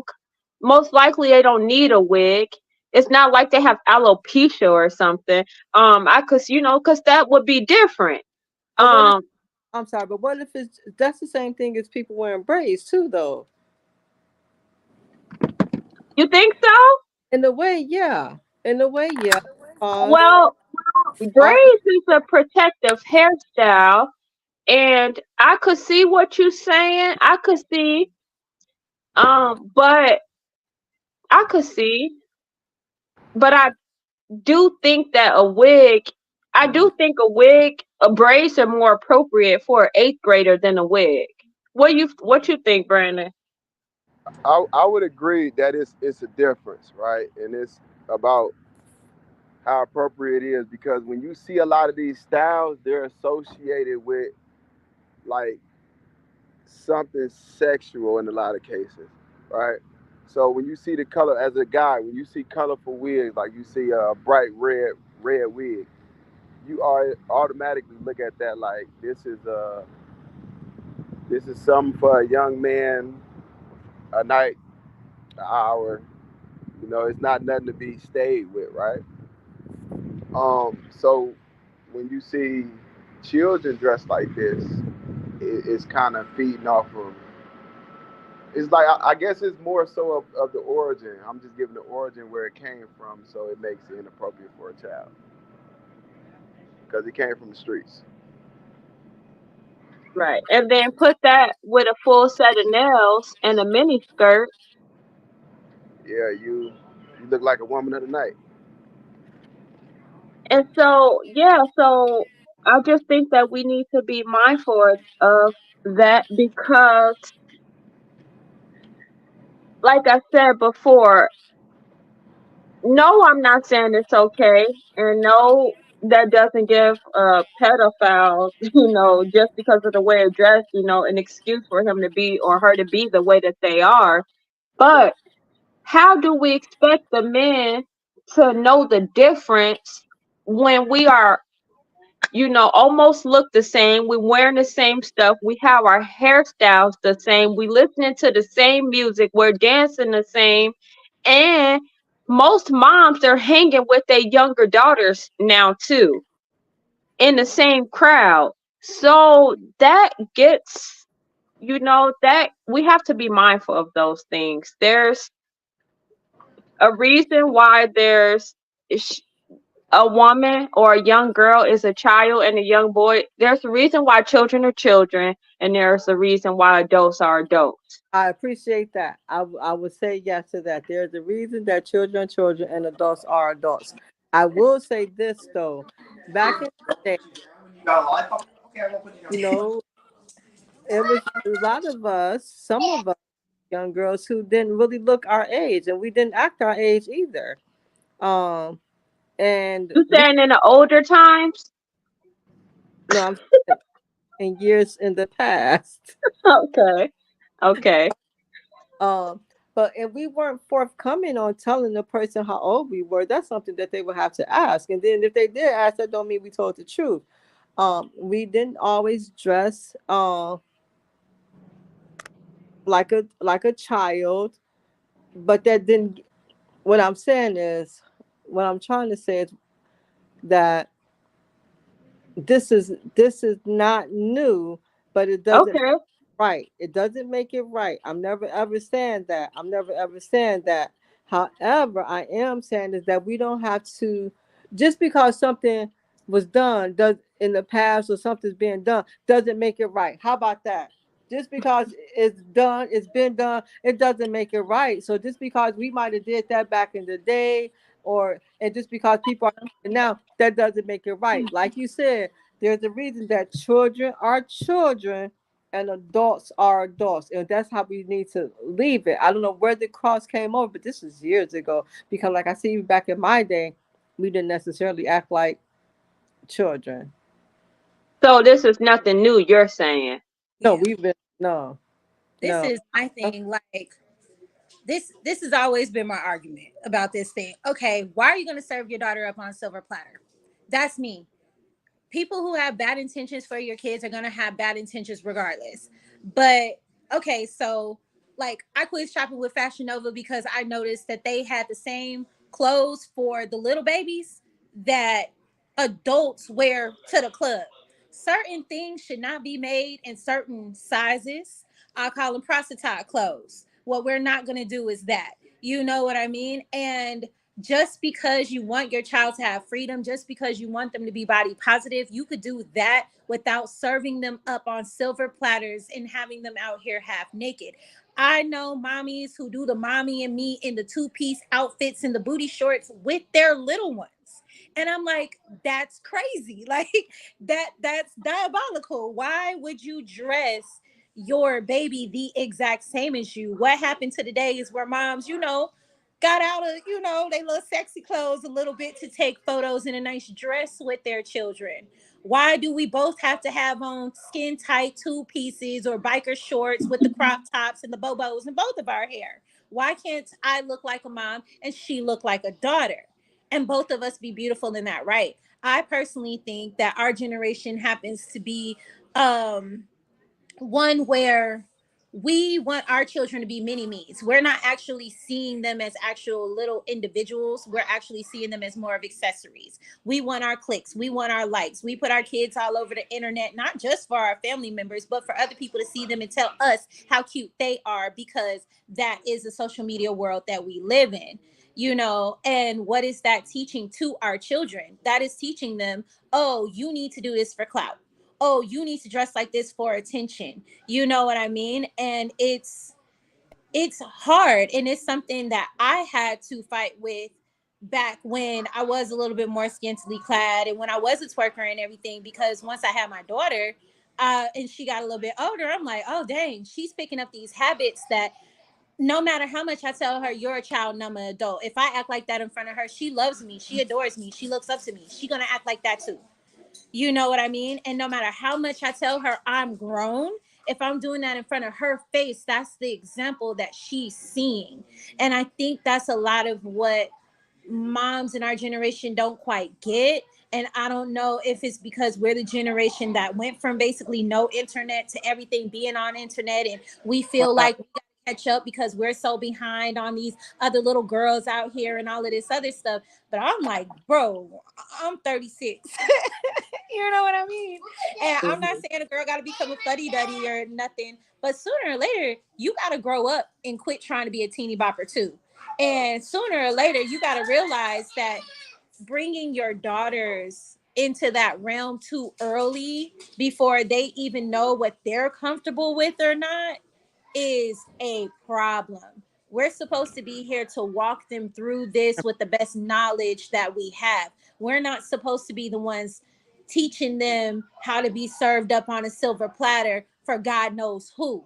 Because due to internet, who knows what these people are telling our kids? You know what I mean? At the end of the day.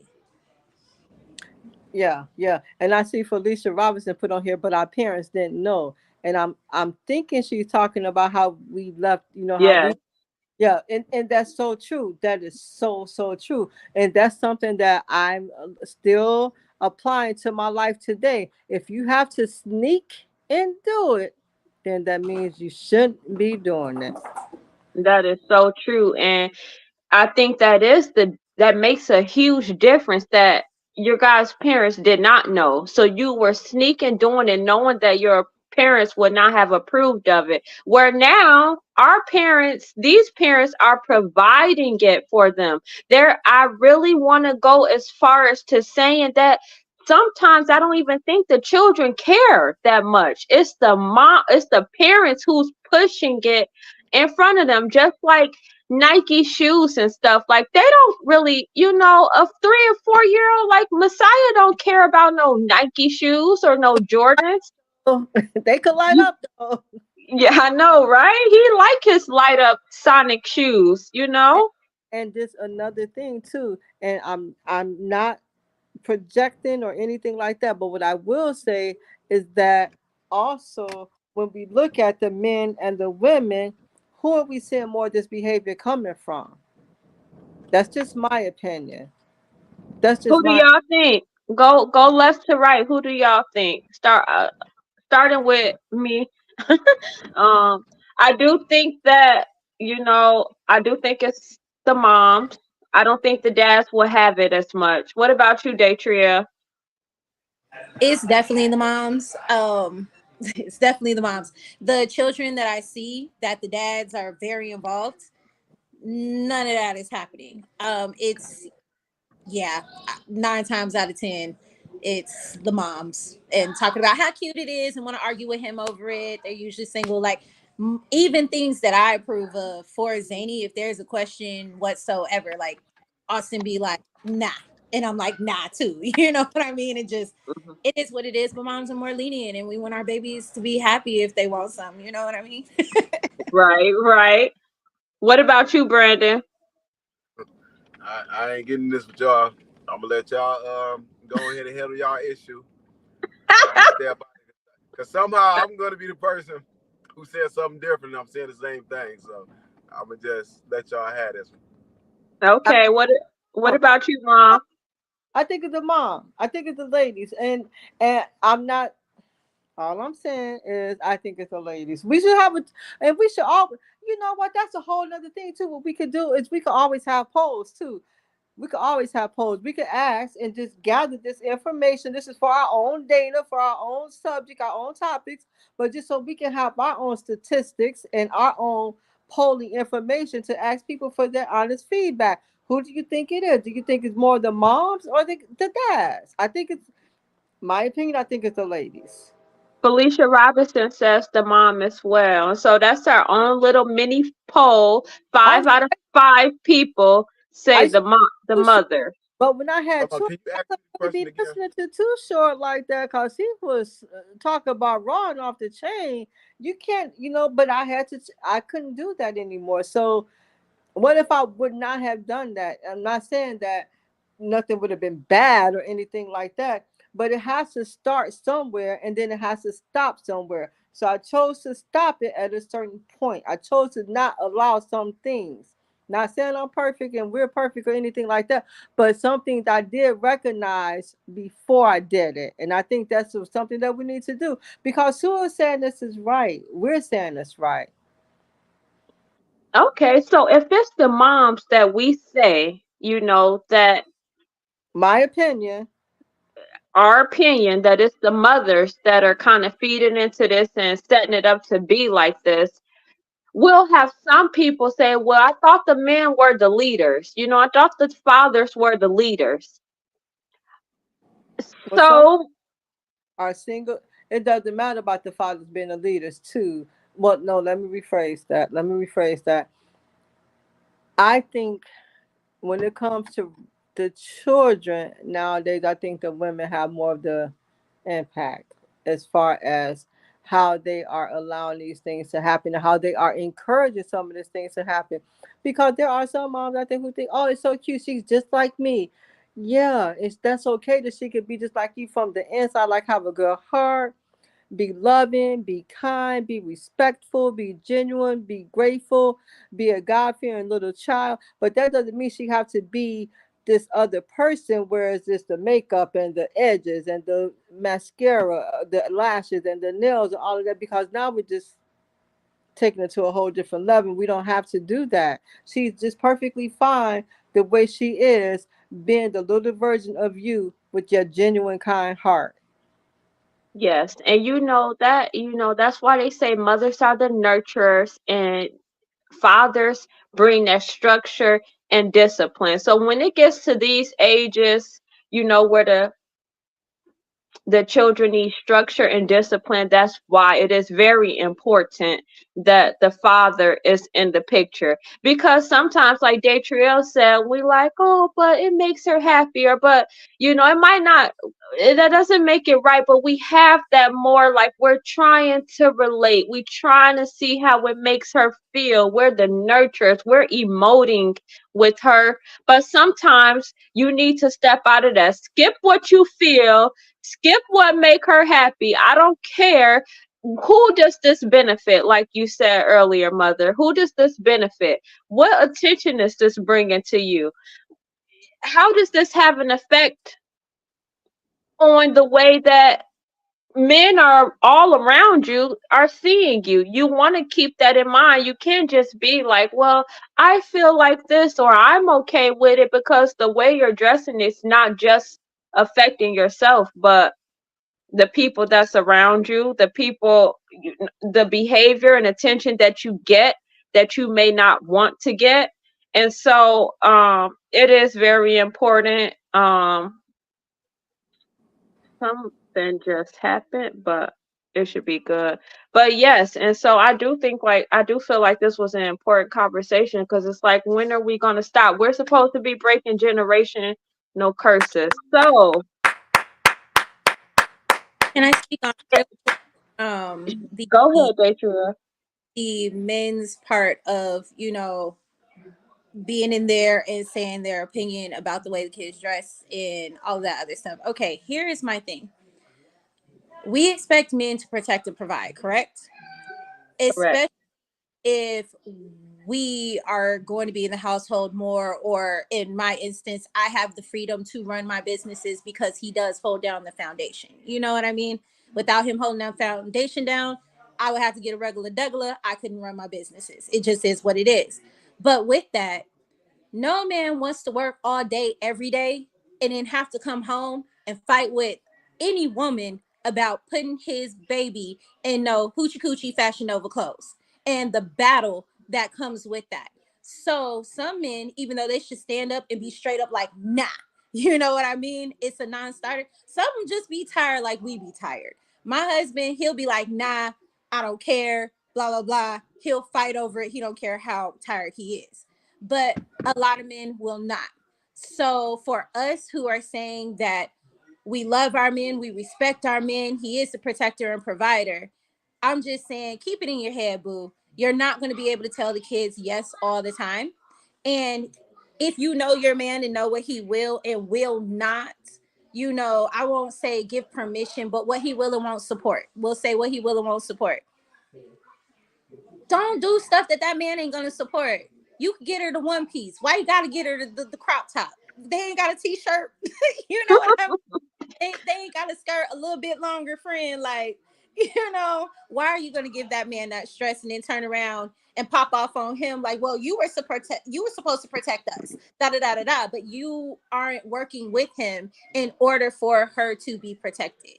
And what you put them in when they're older, just know that it's going to get shorter and probably more scanty as they get older and find their sexuality, because that is what is popular, period.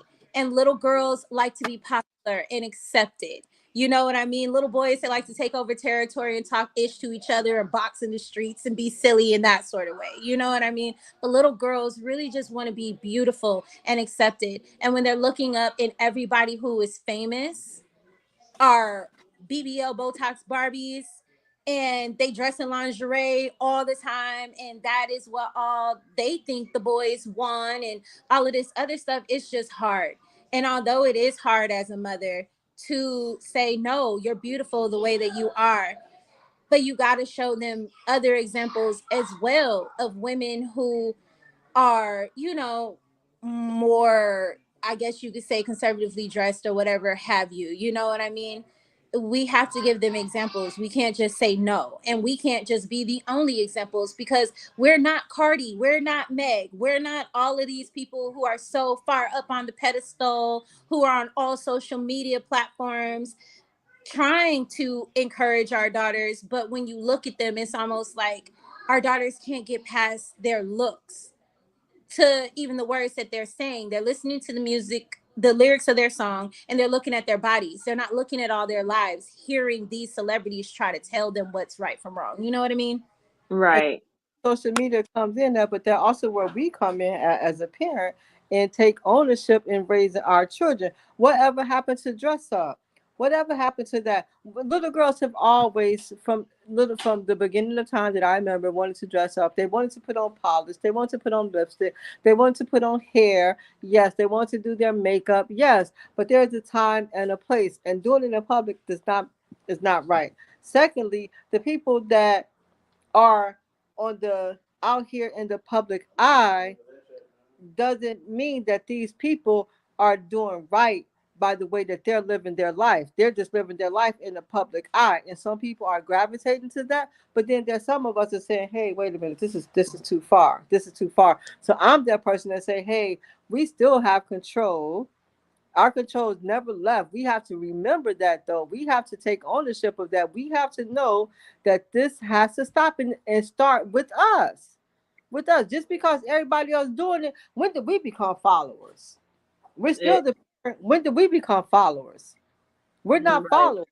We're trying to make a difference. We're trying to make our children to be who they were created to be and helping them to evolve into the people that they're created to be. They're not of this world.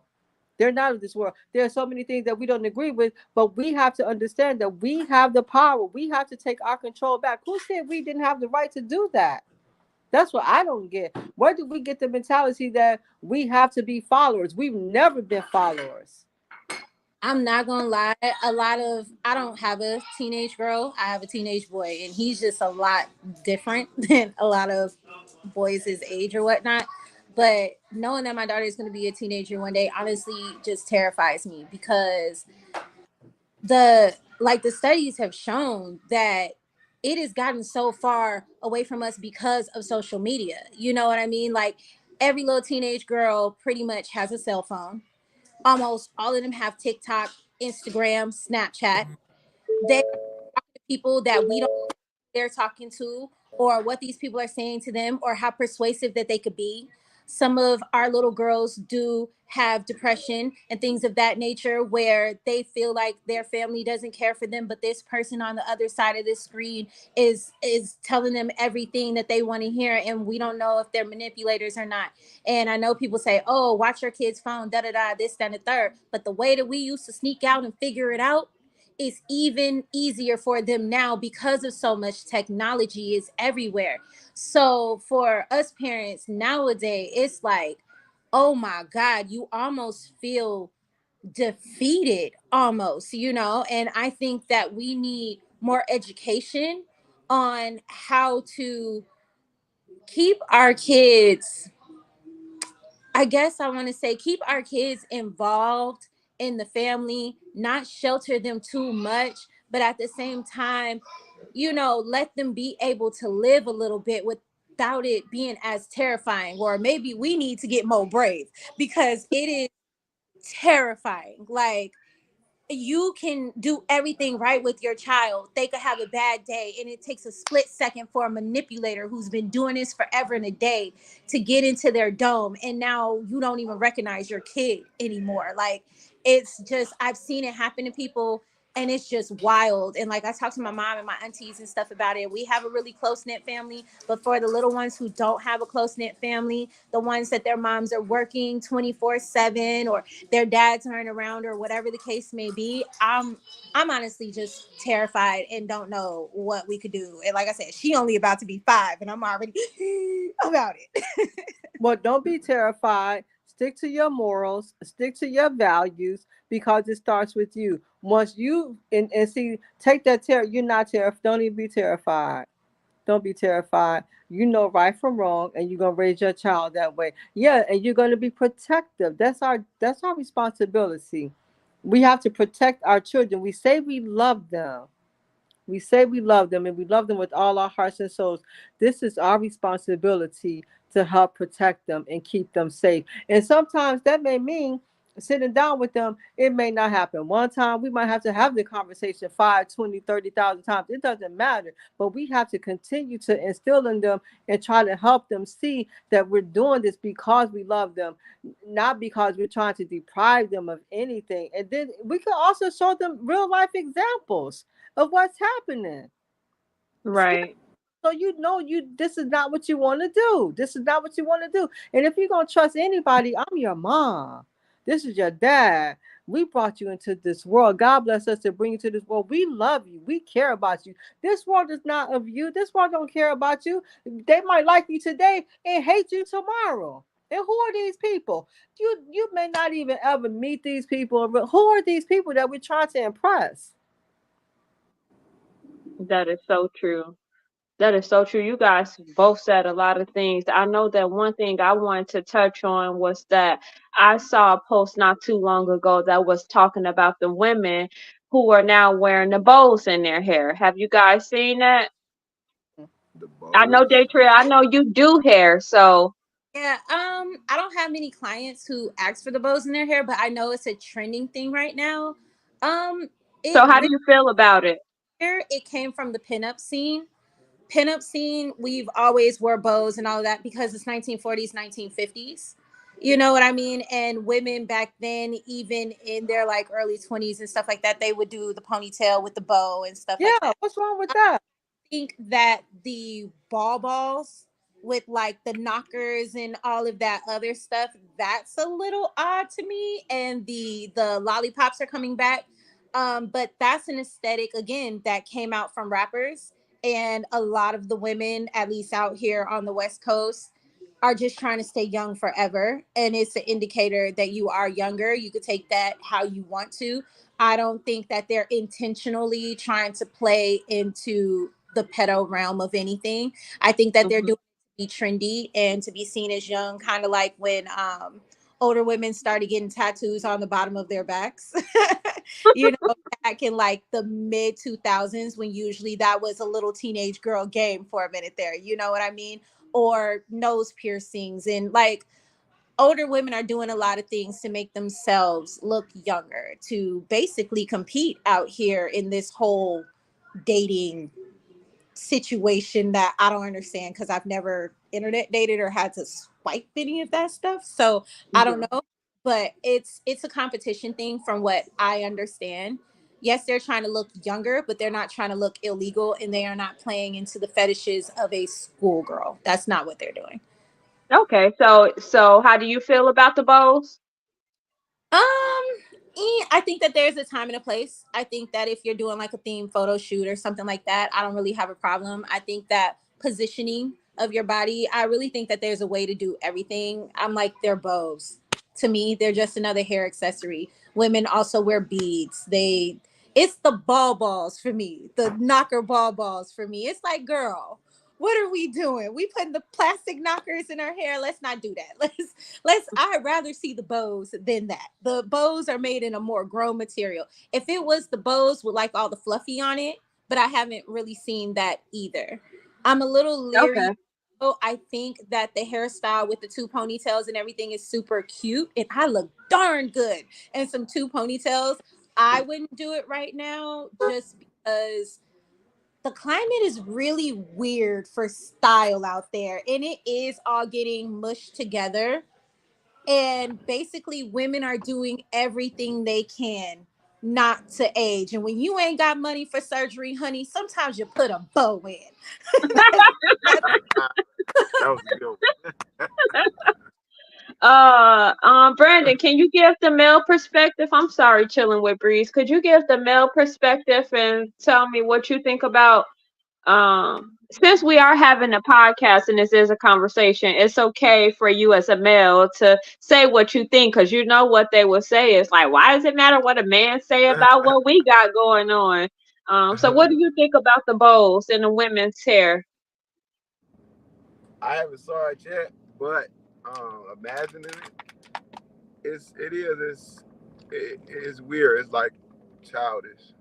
So it would definitely send up like a alert in my head if I saw it like childish. Stay away. Really? Addict, yeah. He said he Okay. grown women. Darn it, he needs to know. Hey, really ain't, because it's like you still that it shows a sign of something else is wrong here. Like, um, you want to be a little girl, just like even like wearing mics and stuff. It all like the same thing. Like grown women wearing mics, it's like the same thing. Like you still trying to be a teenager again. So Okay. So yeah, so Datrielle said that she feel like women do it because they want to feel younger, not necessarily like they're trying to like be a little schoolgirl. But you're saying that you feel like it's childish. You feel like even they are trying to. that feeling is childish. Like just wanting to be like that, wanting to feel that like that. That's it's like it's childish. You're trying to capture something that it's like you got something else you trying to work on. Not nothing serious with men. I agree with him Okay. on. I think that we're saying the same thing, but just from two different perspectives. And his is like, nah, and mine is like, whatever you want to do, boo. I mean, but we both feel like you trying to look younger, Uh, and for that is childish to them because they love a woman in her womanliness and they like a woman who can be her own and not follow trends. And would you, this is my question, would you throw a bow in your hair if you weren't trying to compete with teeny boppers? Like, and if the answer is no, I'm like, girl, go out there and do something that you want to do.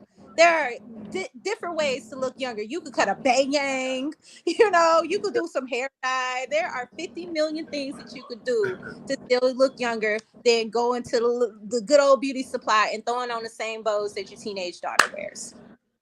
Yeah, yes, and mother.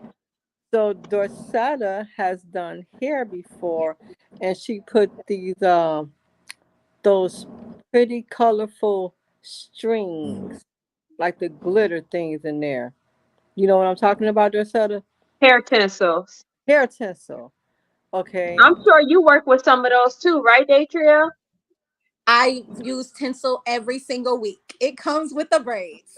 Okay. Okay. So, um, and let's say for example a bow, let's say a hair going back with a pretty colorful bow back here.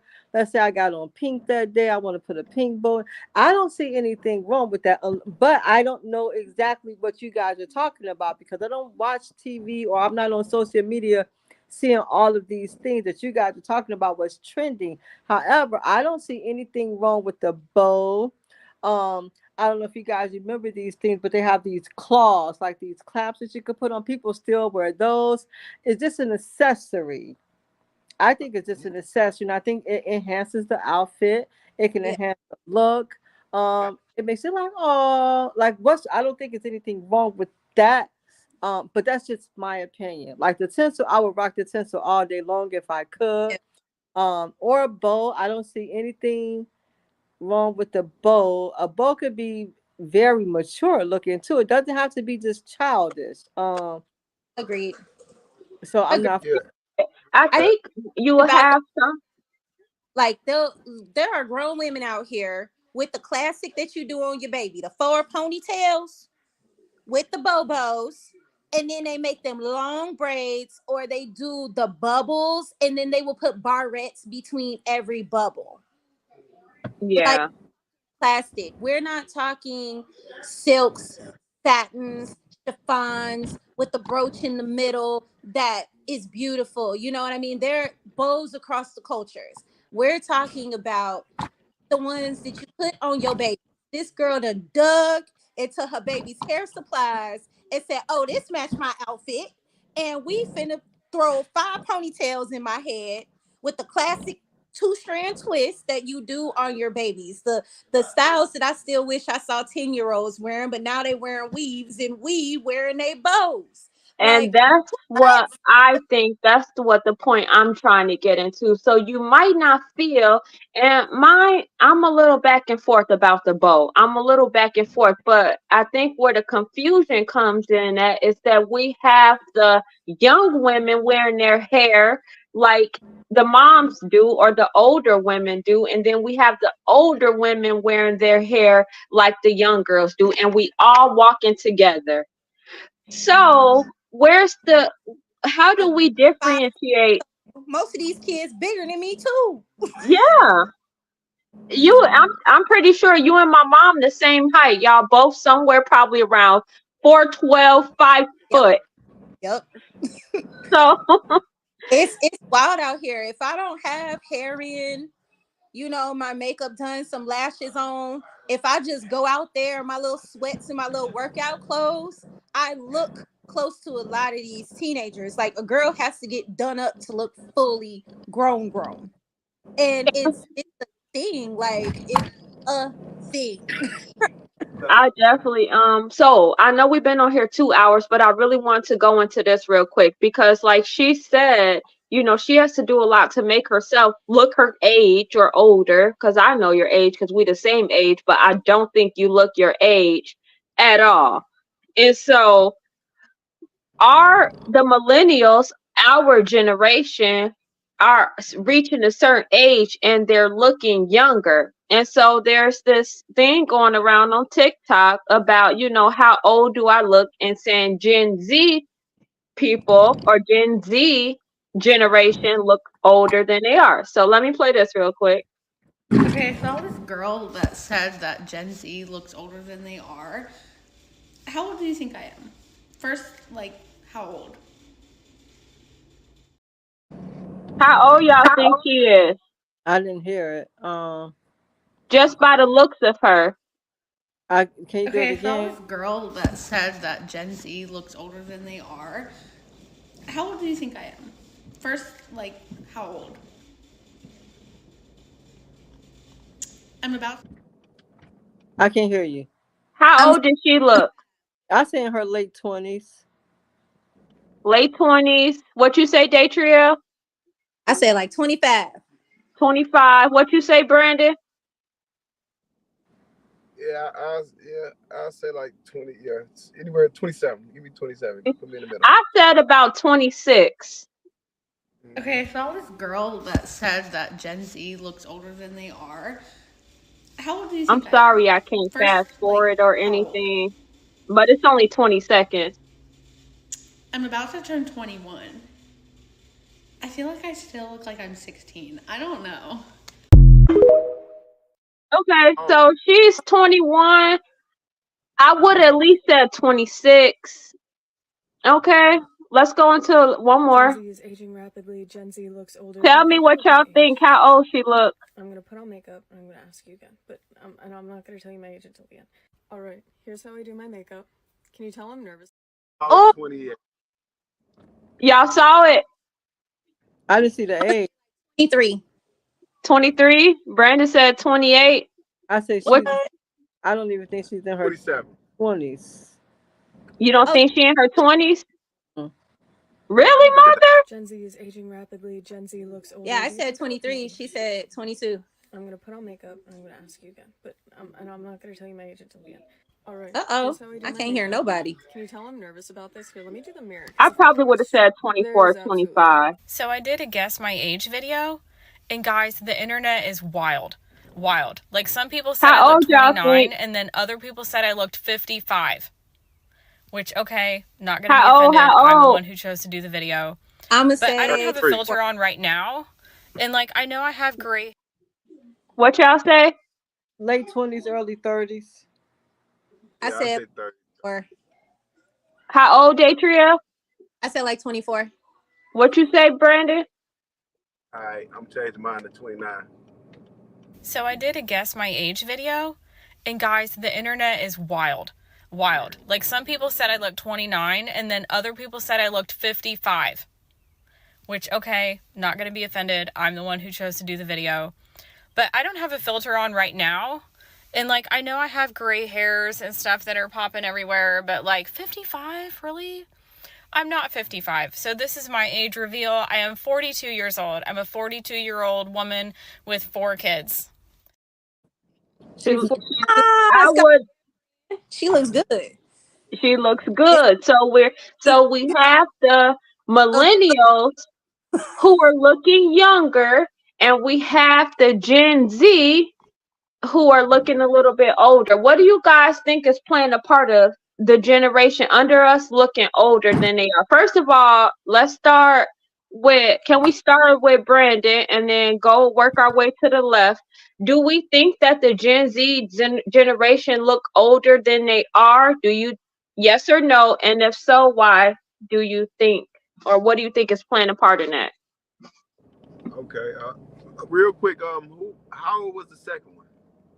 The second one, are you talking about her? Gen Z is aging rapidly. Gen Z looks older. Do you think I look my age? I'm gonna Yeah, put on her. makeup. Me too. 22. Yes. Oh, okay, okay. So How old did you say? You said 24, didn't you? I think I said 29, 27, 29, somewhere. I was way off.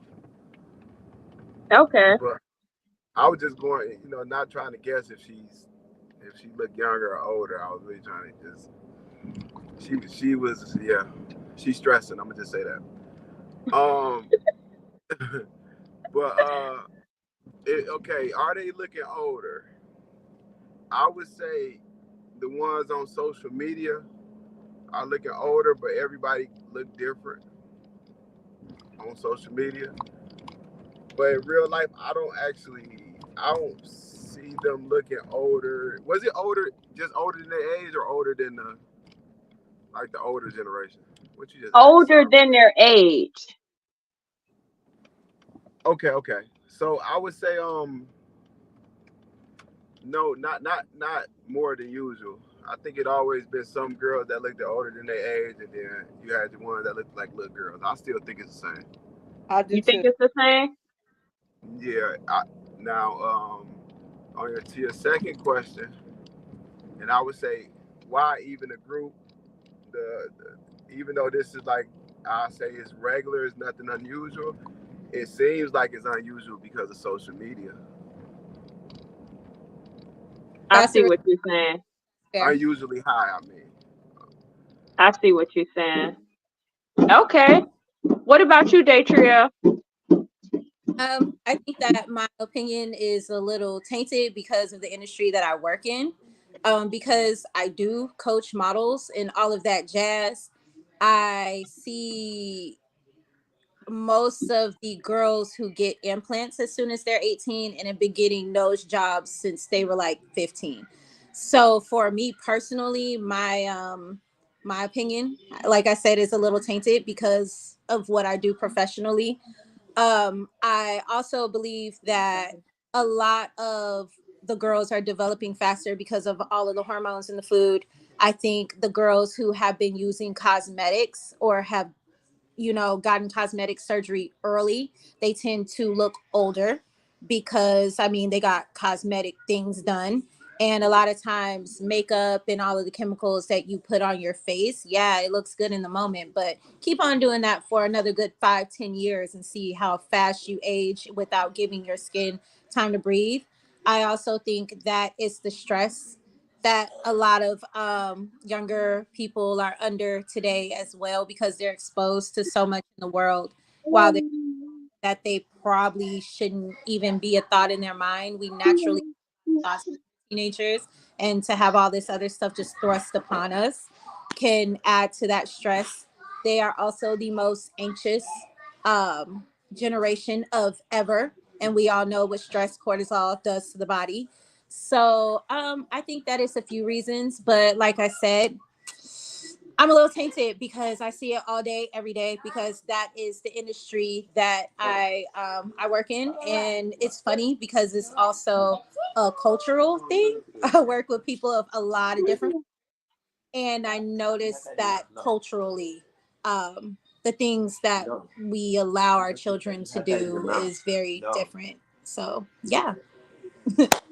I thank you for elaborating on that. You basically took a lot of the words right after out of my mouth. The stress, social media.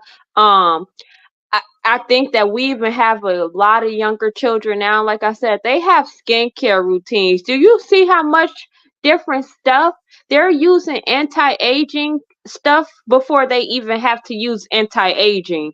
Like they're not even able to let their body do what it naturally does. Like we have young girls using retinol but before they even need to use retinol. Like, you know, your skin is going to do something naturally still just growing up that they're already using anti-aging. I think that's doing more damage than it is doing good.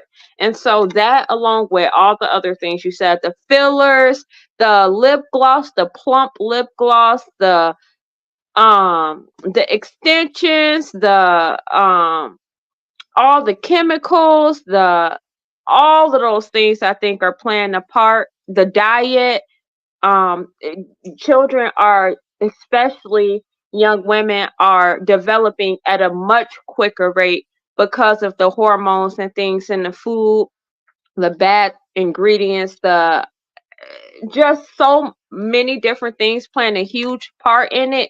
So when we're getting our lashes done, our hair done, our eyebrows done, nails done, skincare with all bad things. At this point, it's just a lot going on. So, and I'm talking health wise, you know, from, you have wigs. And so with the wigs, you need lace glue. You know, you might be like, oh, it's just lace glue. I'm not using it all the time. But read the back and look at all the chemicals. And then it's going into, okay, the nail glue. Well, I'm not using the nail glue all the time. Well, it's still chemicals. Then you go into the skincare. Well, I'm not using it all the time. Well, it's still a bunch of chemicals.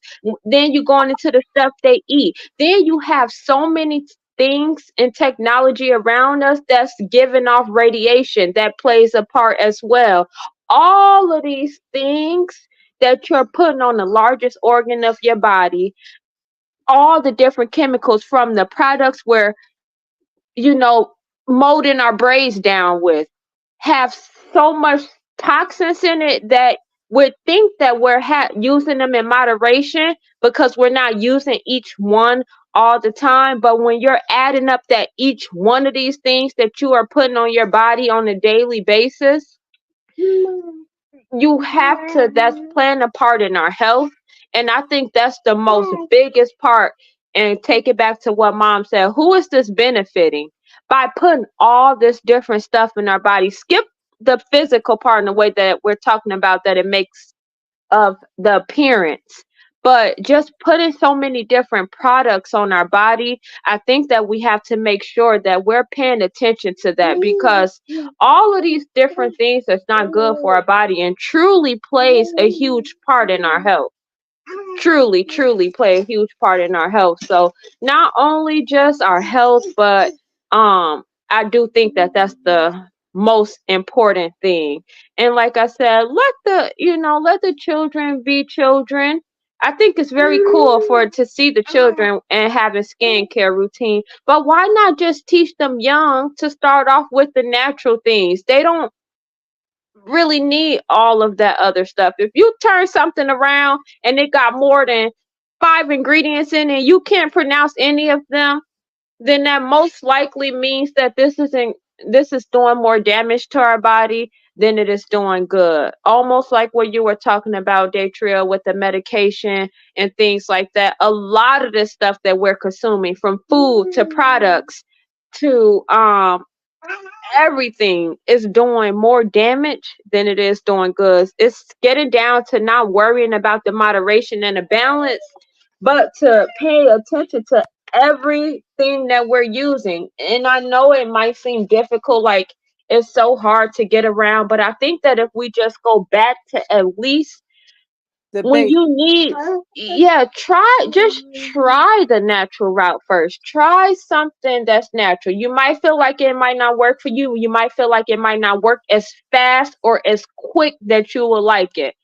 We are in this microwave society where you want this instant results, and so we're always, steering away from the more natural things. But I do think that we need to just keep that in mind when it comes to what we're putting on our body and what we're putting in our body.